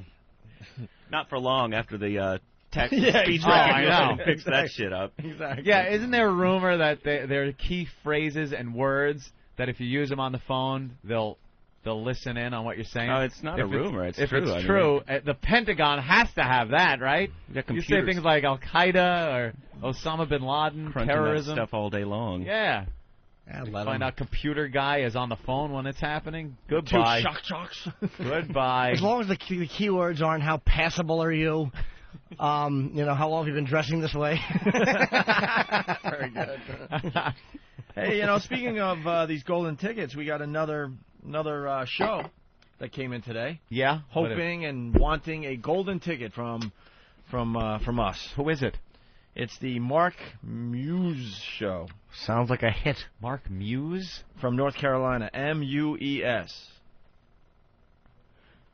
Urgent communique from This place Steve C. to Jimmy. This place goes through a lot of Post-it notes, man. Oh, it's posted hell. I hope so. What happened? You had to have your couch rescheduled. Yes. Oh, no, it came. Just spoke to Tabitha. She will talk, but she has to wait until she has a lunch break. So maybe we can get Tabitha on the telephone. Oh, that would be nice. But lunch is at noon. Well, you're right, but maybe we can work try out. to get a break at work now. Okay. All right. The girl that was in that sex tape. Not that we heard it on the air, of course. She's going to call into the Allegedly. program today. So it's the Mark Muse show. All right. From North Carolina. Hoping to get a golden ticket. We gave out the first golden ticket to Ron and Fez. We got 4 more. And our thinking is we're going to save 4 more shows from commercial radio hell. And the rest will just have to rot on the fucko list. Oh, right. That's harsh. So here, without further ado, is the Mark Muse show from North Carolina. What was your worst prom experience? Now, these are... I heard enough. All right. Anyway, Laszlo. I don't know. Mark Muse, that guy's good. I used to listen to that guy a lot on the road. Here's the old way we would talk as comedians. When times are tough and you need a laugh, You put on Mark Muse and you pull into the shoulder of the road. What was your worst prom experience? Now, Please. these are going to be a hoot gang. This is from... All right, wait. No, this is a joke, right? Stop it. Here's what would save that show. If a girl called up and said, well, I had a baby, but then I threw it in the garbage can and went back out and danced. That would be a great radio program. That would be terrific. Oh, people just asked me why my shoe color changed. They weren't on to me. It looked like burgundy spats. Are spats shoes? Making sure. They go over the shoes, which is even funnier. Hey, Opie, did you get some resolution on this whole, not invited to the secret room? No. We were trying to work on it. I think Elo is supposed to be here today. Is that what I'm hearing? There's Don. He was the one that explained why I couldn't get into the secret room. Why But you don't even... Air? You I said, don't I don't know. remember. He explained it, and you have no clue. Here's that bright-eyed man in here. I do a technology feature that's on almost every fucking XM channel. Yep. I'd heard nothing about this Yeah, you tech should event. be in the secret room. You should be invited to the event. I heard You weren't invited either. I heard Man, nothing. there's If people anyone down there should in be Washington invited. that still have their asses Around their head. Holy crap, their heads up their asses. They still have their asses in their pants, for Pete's sake. Damn heads on their shoulders. I was going to make such a brilliant point there, Yeah. too. There he is. Don. Hey, fella. It's Don. Who runs 202 and does a good job. A great course. job. Slightly OCD. In general, he does a very, very, very good job. Very handsome We're gentleman. very happy with Don. Now, we were talking about our little controversy yesterday. Opie going to the electronics thing and not being able to get in the secret room. Laszlo, I guess, would have been great to have invited Laszlo, who's a tech guy. Nationally syndicated radio feature about technology. Yeah, perhaps he should be somebody. At every tech event worldwide. Yeah, knows what he's talking about when he's talking all this equipment, and nothing. Why was Opie denied access to the secret room? But could you first explain why there was no signage in the room? Because that one just... That we want to hear. Yeah. I used the word Did he tell you? silly. Well, he alluded to it, but he figured it would be We best figured for it you was to a tell him. parody of the real answer. He figured it would be best to hear it from you. Do you remember when we opened up Lincoln Center June the 1st? And we had signage around there at Lincoln Center. Apparently, between then and now, you have huge fans who were union workers who apparently decided to remove some of the banners. Union workers Yep. stole our signs. Borrowed. Are there union workers actually working in Washington that have also borrowed the billboards? All of the other advertising? Television advertising. There's you have a fan at CBS. There was a commercial. The guy took it and watches it at Home Alone. Pops it in his VCR. That is really good. So they stole the signs, and that's why there was no Opie and Anthony stuff there. And I they guess couldn't figure out something else to make sure we were represented there? I don't think they Some- realized it. Was it true also They didn't that realize it. some mortuary workers stole the Bob Edwards signs also? Fucking ghoul. Poor guy has never done anything to us, but we're obsessed with how Say foolish he is. mortuary. We like Bob Edwards on a personal level, but Yes. I'm sorry, he looks like a dead man when he walks. Stop it, Dracula. Uh-oh. Oh, God. Ooh. Opie. Oh. That sounded like an acid reflux burp. I can't stay in this room with you guys. All right. But why weren't we even invited to the event there, Don? Don? You're on No the, idea. You're on the hot seat. To you. No idea No why. idea. Nope. And a meeting with marketing tomorrow morning to find out why. Blah, You blah, know- blah. I don't even need to know. I feel left out when I can't turn down an invitation to one of the events. Because obviously I wouldn't be going. I'm much too busy driving home. And these people do realize there's signs around this joint they could have easily got for Sure. the event. But all this aside, come on. What everyone wants to know. The secret room. Yeah, do we have a Don. drum roll? We're about to get the answer to the question why I was denied Why? access to the secret room Opie, at the big XM event. huge personality on XM satellite Showing all radio. the latest technology and equipment. Goes to That's the gonna be event. available by the end of the year. The press was allowed in there. If they signed a waiver, Opie would have signed some kind of a security waiver, of course, to get into the secret room. But the press was allowed in there? the press was allowed in. Those fucking blabbermouths Exactly. who give away positions in the military in a war? But There is an answer. Drum roll, please. Don, why was Opie denied access to XM Technology secret room? So is everybody else in management. So no one was allowed in the secret room. No one. That sounds like an effective way to get the word out. That's true. Wait a minute. Opie, did you see people going into the secret room? I saw a lot of people going into the secret room. Did you see anyone from XM go in the secret room? I don't know. Didn't Don go into the secret room? Nope. Who went? What was the purpose? Who was the secret room for? Who was it for? For the press, and the press had to sign waivers to say that the information that they had, that they shot inside the room, was embargoed. They shot stuff. They took pictures. I don't know if they actually shot. I didn't see the media go inside. But the media, these blabbermouths. Why wouldn't they allow Ope to go in? Like, what would the purpose be to keep him out? There is no purpose of that. Who set up the secret room? Was it an XM employee? If you're that worried about it, then I say have him sign a waiver. Right. Okay. Was it an XM employee that set up the secret room? No doubt. Yeah, sure. Well, then he had to be in it. That's right. Did they kill him afterwards? What a lame brain.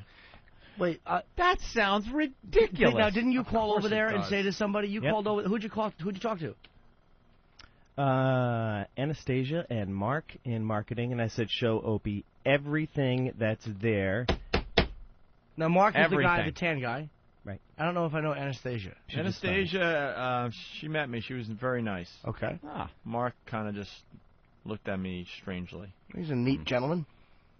Okay, so you spoke to them, and what did they say when you talked to them? They will show him all the products. I don't need to see the products. Now? Don't even want to see him. I'd like to see him. And I don't need their silly excuses anymore. I'd like a reason. I will do this fine radio show with my pals, Anthony and Jim Norton. We will work very hard every day because we love what we do, but I'm done with the silly excuses and reasons. Done. It just seems weird that some dopey reporter... I had to walk away all awkwardly because I couldn't go into the secret room. That's embarrassing. Because I'm sure Sirius would do that to Howard. So embarrassing. And no one... You want to talk honestly? Yeah, I'm sure that would happen. I can't get in the secret room, Robin. Yeah, I'm sure that would happen. They wouldn't let him in because there's no room for people when their units are in there. Like to secret let you room. Squeeze around this. It's like the ENIAC in there. Yeah. What's that tent? That's just a portable with a napkin on it. All right. Thank you, Don. Sorry. It's not your fault. I'd like to know who. I'm not going to drop it. I want to know who and for. I'd like a reason for once in corporate America, not just XM, any corporation. Can somebody go, yes, this was my decision and this is why? Can people just have an ounce of moral courage anywhere in the country anymore and just do that? They could have certainly handled it differently at the door to the secret room. I'm looking in the room going, you're kidding, right? And it was really awkward. And people were like looking at me uncomfortably like, oh, my God. Because it was a personal satisfaction for them to say no to you. No, they should have handled it. And then I had to walk away like, hey, let's go get some shrimp. I was like, what do you say? You're supposed to be one of the big things happening at the company, and you're treated like shit. And Stephanie, stay the fuck away from me. Trust me on that one. Stay the fuck away from me. The anger is deep in him. He's right to be angry. He's completely right. Stay the fuck away from me with that stupid face you make. That fake smile, scowl. Had it.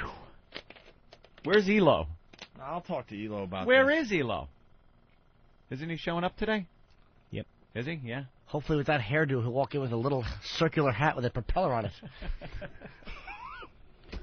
All right, we're going to move on with our show. All right.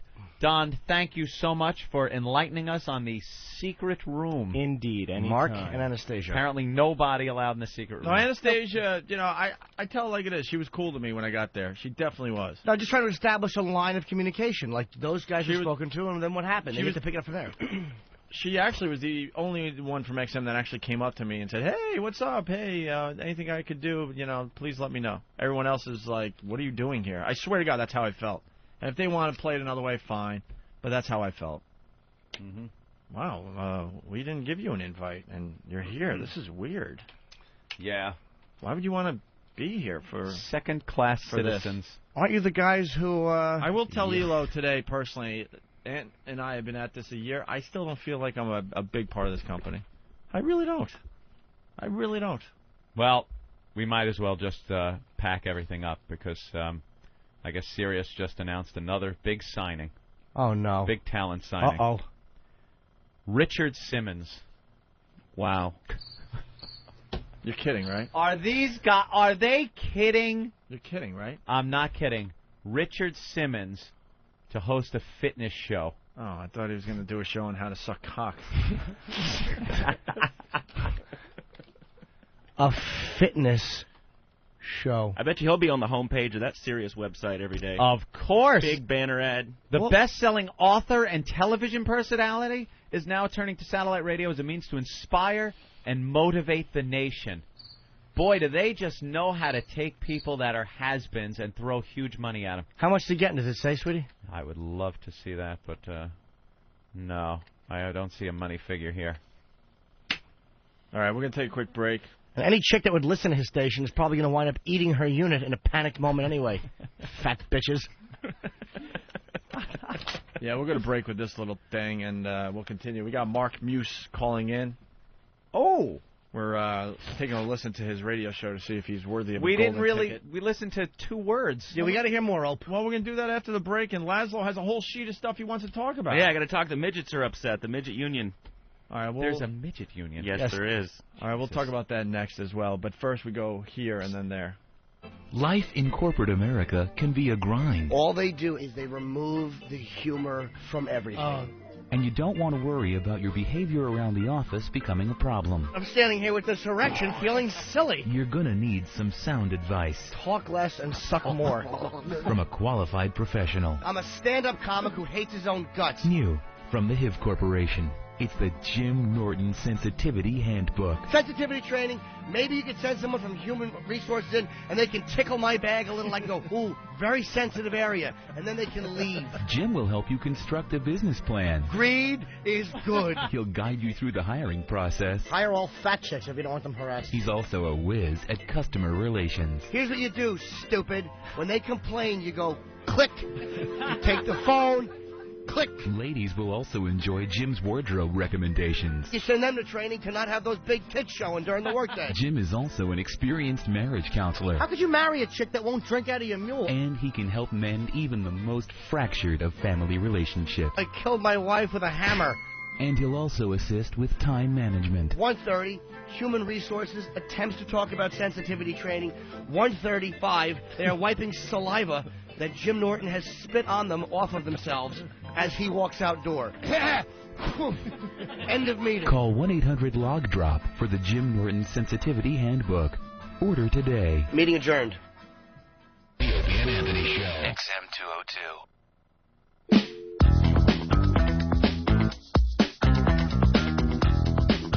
All right, we're running out of show. Laszlo. I love that Bluetooth headset that Elo's got. Everybody's got those. They walk around like they're the Borg. Yeah, you know? the Borg. They have been assimilated. There's now software called the Car Whisperer that you can get on your laptop, and when you're driving along, you can listen to other people. You know, everybody's in their car talking on their mobile phone. If they have a Bluetooth headset, you can listen to their conversation. Really? Where did you get that? You just download the software. And you need your laptop, obviously, with you in your car. And it's got to have Bluetooth functionality. Is there anything else that's smaller, like a scanner or something that could pick that up? And No, because the mobile phones that use Bluetooth, I don't think there are any sort of handheld like Radio Shack type scanners. No, not yet. But you can actually have a microphone hooked up to your laptop and be talking into the microphone, and the person's and they can hear you. Right, so you can say you drive like a jackass, stupid. Yeah, Get off the phone. I would say jackass too. I have to practice, would that be great? Oh, there'd be some racial slur. That would be fantastic. Especially if they're white. You cracker motherfucker. And then you a black guy in the next car. By the Dirty way, white devil. Scream in their ear and make them veer off the road and hit a telephone pole. Actually, you blame it on the car in front of you or something. Dude. You go, listen, you. Insert racial epithet there. I'm in the red Buick. Right in front of you, and I'm going to kick your ass. Or I'd say, I'd even do it better. I'd say, I'm not the guy in the silver Saturn. This way they know it's not you. Yeah. Speaking of Elo, I made a huge error What'd you do? He called the You other cut day. his hair? He called the other day, and I went, "Hey, what's up, e-hole?" You didn't. I was there with you when you did that. No, you told me about that. You told Why me. did you do that? We usually put the hole at the end of someone's name, like Rocco in Boston. We called him Rock Hole. We usually call our enemies that. Yeah, hole is put at Something the end hole. of anyone's name. Right. So I go, "Hey, e-hole," and he called me out on it. He's like, "E-hole?" I'm like, that's what Anthony and I call everyone. The hole. And There was Ian in Boston. He was E-hole. You just put the hole at the end, but you don't do that with Elo. Why did you do that? Why? If it's just a mistake, he knows we Why love him. did you do that? And you wonder why there's no signage at shit. He knows not. Yeah. He knows By the way, we love him. sorry to interrupt you. The next person that actually refers to signs as signage, I'm going to bury a Signage. fucking coffee cup in your face. And Signage that is goes a from radio me. word. It's signage is not a radio. It's signs. That's an advertising term. I know, That but is it stinks. Signage. So Elo's listening to this on the replay. I'm very, very sorry. That was should just be. a dumb mistake. Elo, I have never called you E-hole. Never even Ever. thought it. That's right. You are a true friend of the show. All right. It wasn't a bad thing. You just had a little slip. It happens. The Mark Muse show from North Carolina. Let's get back to the tape. Oh, yes. Couple strikes against the guy already. You know something? This could be very funny or very sad. If he's parodying this type of radio, it's very funny. Well, taking prom stories, I'm sure we did it back in the day. I don't know. I can't defend it. It's kind of hacky now. But he said these stories should be a hoot. Yeah. Is that what I heard? But using Yeah. the word hoot is very, Yeah. very bad. Let's listen. That's a major strike against the Mark Yes. Muse show. What was your worst prom experience? Now, these are going to be a hoot, gang. This was from a Jag Ride from 2 years ago. You got to check these out. They're hilarious. Check it out. Actually, it's 3 years ago. My bad. Okay, how about this one? When I was dancing to some James Brown music, I slipped and fell down. Everyone laughed. But that was the only bad thing that happened to me that night. Hey, slipping and falling like James Brown couldn't possibly be as bad as being caught maybe kidnapping someone and driving across state lines like James Brown. That couldn't be too bad. Sounds like a drag queen on lithium. There is sort of a flamboyant sound to his voice. I will say, though, at least he is parodying that type of crap. Yeah, there, okay. It was, he is parodying it? Yes. No. You don't think he is? I don't know. I disagree because he's being sarcastic. He's going, that is really the way he's reading the story. He's This not- should be a hoot, gang. I think you don't really talk like he's that. sarcastic. I don't know. Let's listen to another little bit. I want to have a Thanks. few guffaws. When I went to the Ashbrook prom, can I say that? Well, I'm getting outrageous. My date said he didn't want to go to the after party with me. Because, after the party is the after party. He told me to find my own ride home. I was in bed by 12 that night. Oh, little Cinderella. I had to ride home in a little rat-drawn carriage. Little pumpkin. Look, I kind of like him. I like this Mark Muse. I don't know kind of what he like does. him. Why do you like him? Because he's goofing on the whole thing. He's a douche. He doesn't like He is regular right. radio. I like him. Than held up a sign that says he's trying a little too hard, which is true. He is. You can see he's putting in a little extra effort. Well, into at it, least but- he's take no chances, Mark. But that's thin. He's holding out hope for. He's holding up other people's signs now. He's holding out hope for a golden ticket. Oh. When I went to the steakhouse with my friends before the prom, I accidentally bit into a lemon, and my jaw locked up, causing me to make faces with the lemon still in my mouth! Exclamation point. I could just see him being interviewed, just yelling that. The lemon was still on my face! Wow. That's quite the dramatic story. I'm surprised you didn't have 3 exclamation points at the end of that, Jewel. What station is this show on? Is it somewhere in San Francisco? Like him. I don't know. Where is it? I'm starting to like the guy too. I like him. I like Mark Muse. How old a guy is he? Sophomore in college. He's a college sophomore. All right, there's 2 more tracks here. He talks about Bush's iPod. That's him right there? Yeah, he looks. You know who he looks like? That's Psycho Jimmy from Boston. He's like a real super fan. Oh yeah. But he's obviously he's gonna murder all 3 of us someday with a handgun. He picks My Sharona by the neck. What a moron. I like that song. Da-na-da-na-da. I can just see him dancing around like in Reality Bites, just dancing around with Ben Stiller and Janine Garofalo in the record store. I'm gonna get it from the touch of a younger kind. The song was crap to begin with, and now just to know that stick in the mud, old crotchety man, is now like, oh, I like that tune. Oh, great. He's on speed. He's alone in the studio. One more. This is basically boomer rock and roll and more recent music out of Nashville, made for boomers. It's safe. It's reliable. It's loving. What I mean to say is, it's feel-good music. The Sex Pistols, it's not. Ho-ho! Ho-ho! Wow. Really is flying off the cuff, that one. This kid's a dick. You gotta like him. He really is a tool. What a dick. You gotta love him. Ladies and gentlemen, Mark Muse. Mark. Hey guys. How do you say your last name? Muse, M-U-E-S. All right, Mark Muse. I like it. I vote I like it. You're very funny, young man. Thank you very much. You're a sarcastic prick. And you're an asshole.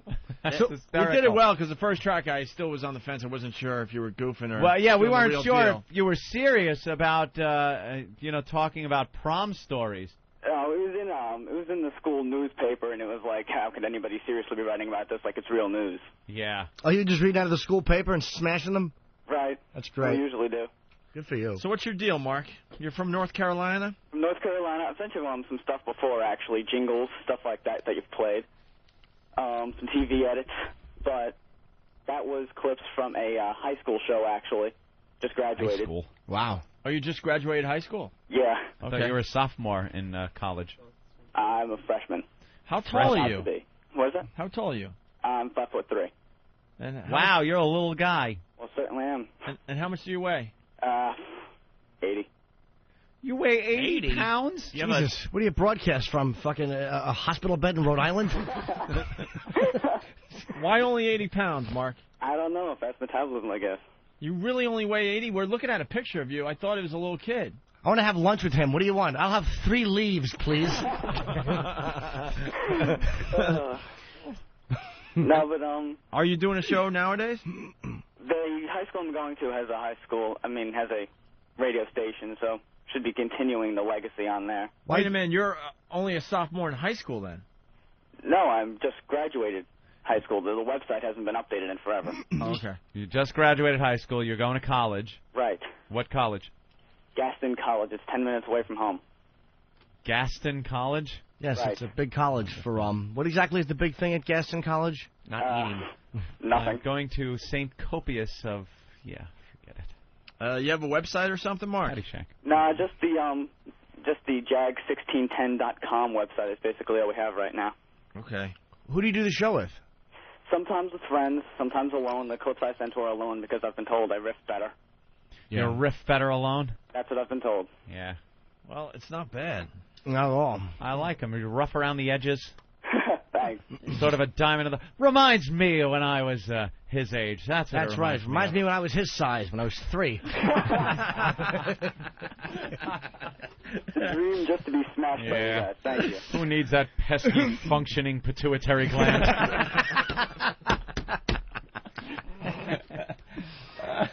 You have a lot of chest hair, do you? A little bit. All right. How many? You want to send more stuff in, Mark? Sure. All right, yeah. We want to hear more. We're gonna keep you in that we'll think about it pile. Thank you Yeah. very much, guys. I like it. Keep sending some stuff. Very All right, funny. Keep sending stuff. All right. All right. See you later. See you guys. There he goes, Mark Muse. I don't care what anybody says. I'm going to pick that kid up and hold him. See, people don't get it. Go, Mark Muse fucking sucks. I can't fucking believe that you shits are giving this guy airtime. Don't you understand? You got to look through the whole thing and look kind of in there. The guy's got some balls. He's got energy. It's brand new. He's a kid. He's just starting out. And he's shitting on awful radio. He's shitting on stuff. That's Very a great funny. place to start. He's You're just getting into radio. sarcastically smashing these things that are done in radio as opposed to trying to do what they tell him to do. Right. Yeah. Laszlo, we're running out of show. Can you come back? All We're right, on sure. for over an hour, though. I mean, you did pretty good, right? I'll come back whenever. See Yeah, the but you trailer always- for the King Kong game? Huh? Steve showed me today the trailer for the King Kong game. Oh, I have seen Peter it. Jackson's movie, the game version. Pretty cool.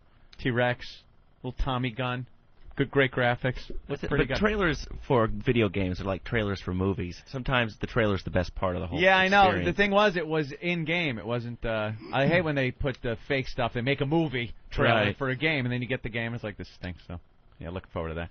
I meant to talk about how the midgets are upset. The SAG, the union midgets, are upset because one midget did all the stuff for the Willy Wonka movie. I saw that, and I thought that sucked They are, about yeah. the movie. They've come up with a manifesto called Little People's Progress. Do you know why they used Manifesto. only one midget in that movie? And they that was had, Tim Burton's vision, obviously. They had to shoot this little guy for months, doing all the different little Oompa Loompa dances. But how dare they tell Tim Burton who to shoot? Yeah, How they wanted dare a you? whole bevy of midgets employed. The midgets in Hollywood are upset because all of the traditional midget roles are Yeah. being taken over by computer animation. You know, the Oompas, the trolls, the elves, the cupids. They're all CGI now. They're all CGI. You don't need a little guy in a costume anymore. You can just do computer animation. Well, then stop trying to be leading men and do what you do. Hop out of a car in a big tent, stupid asses. Pretty brave going after the midgets, Jimmy. I'll fucking smash any one of them. Real brave. Ooh. That's true. Bill Donahue calls in. I'm fucking Gary Grovel. The midgets have a genuine problem, and I'm fucking fuck them. Head midget, Mark What are they going to do? Hughes. Jump up and try to punch me in the nose? No, they're petitioning the Screen Actors Guild with the Short Statured Actors Forum. Really? Great. Short-statured? You're a midget. Right. You're a midget. What does that mean? How about fat-legged? How about that one? Bony elbowed. How about big-headed? If you want to get into physical descriptions, how about the parental disappointment? Perpetually youthful looking. Tiny bow-legged. How about the fat-fingered? Can I try one? Sure, Opie. Balloon animal handed.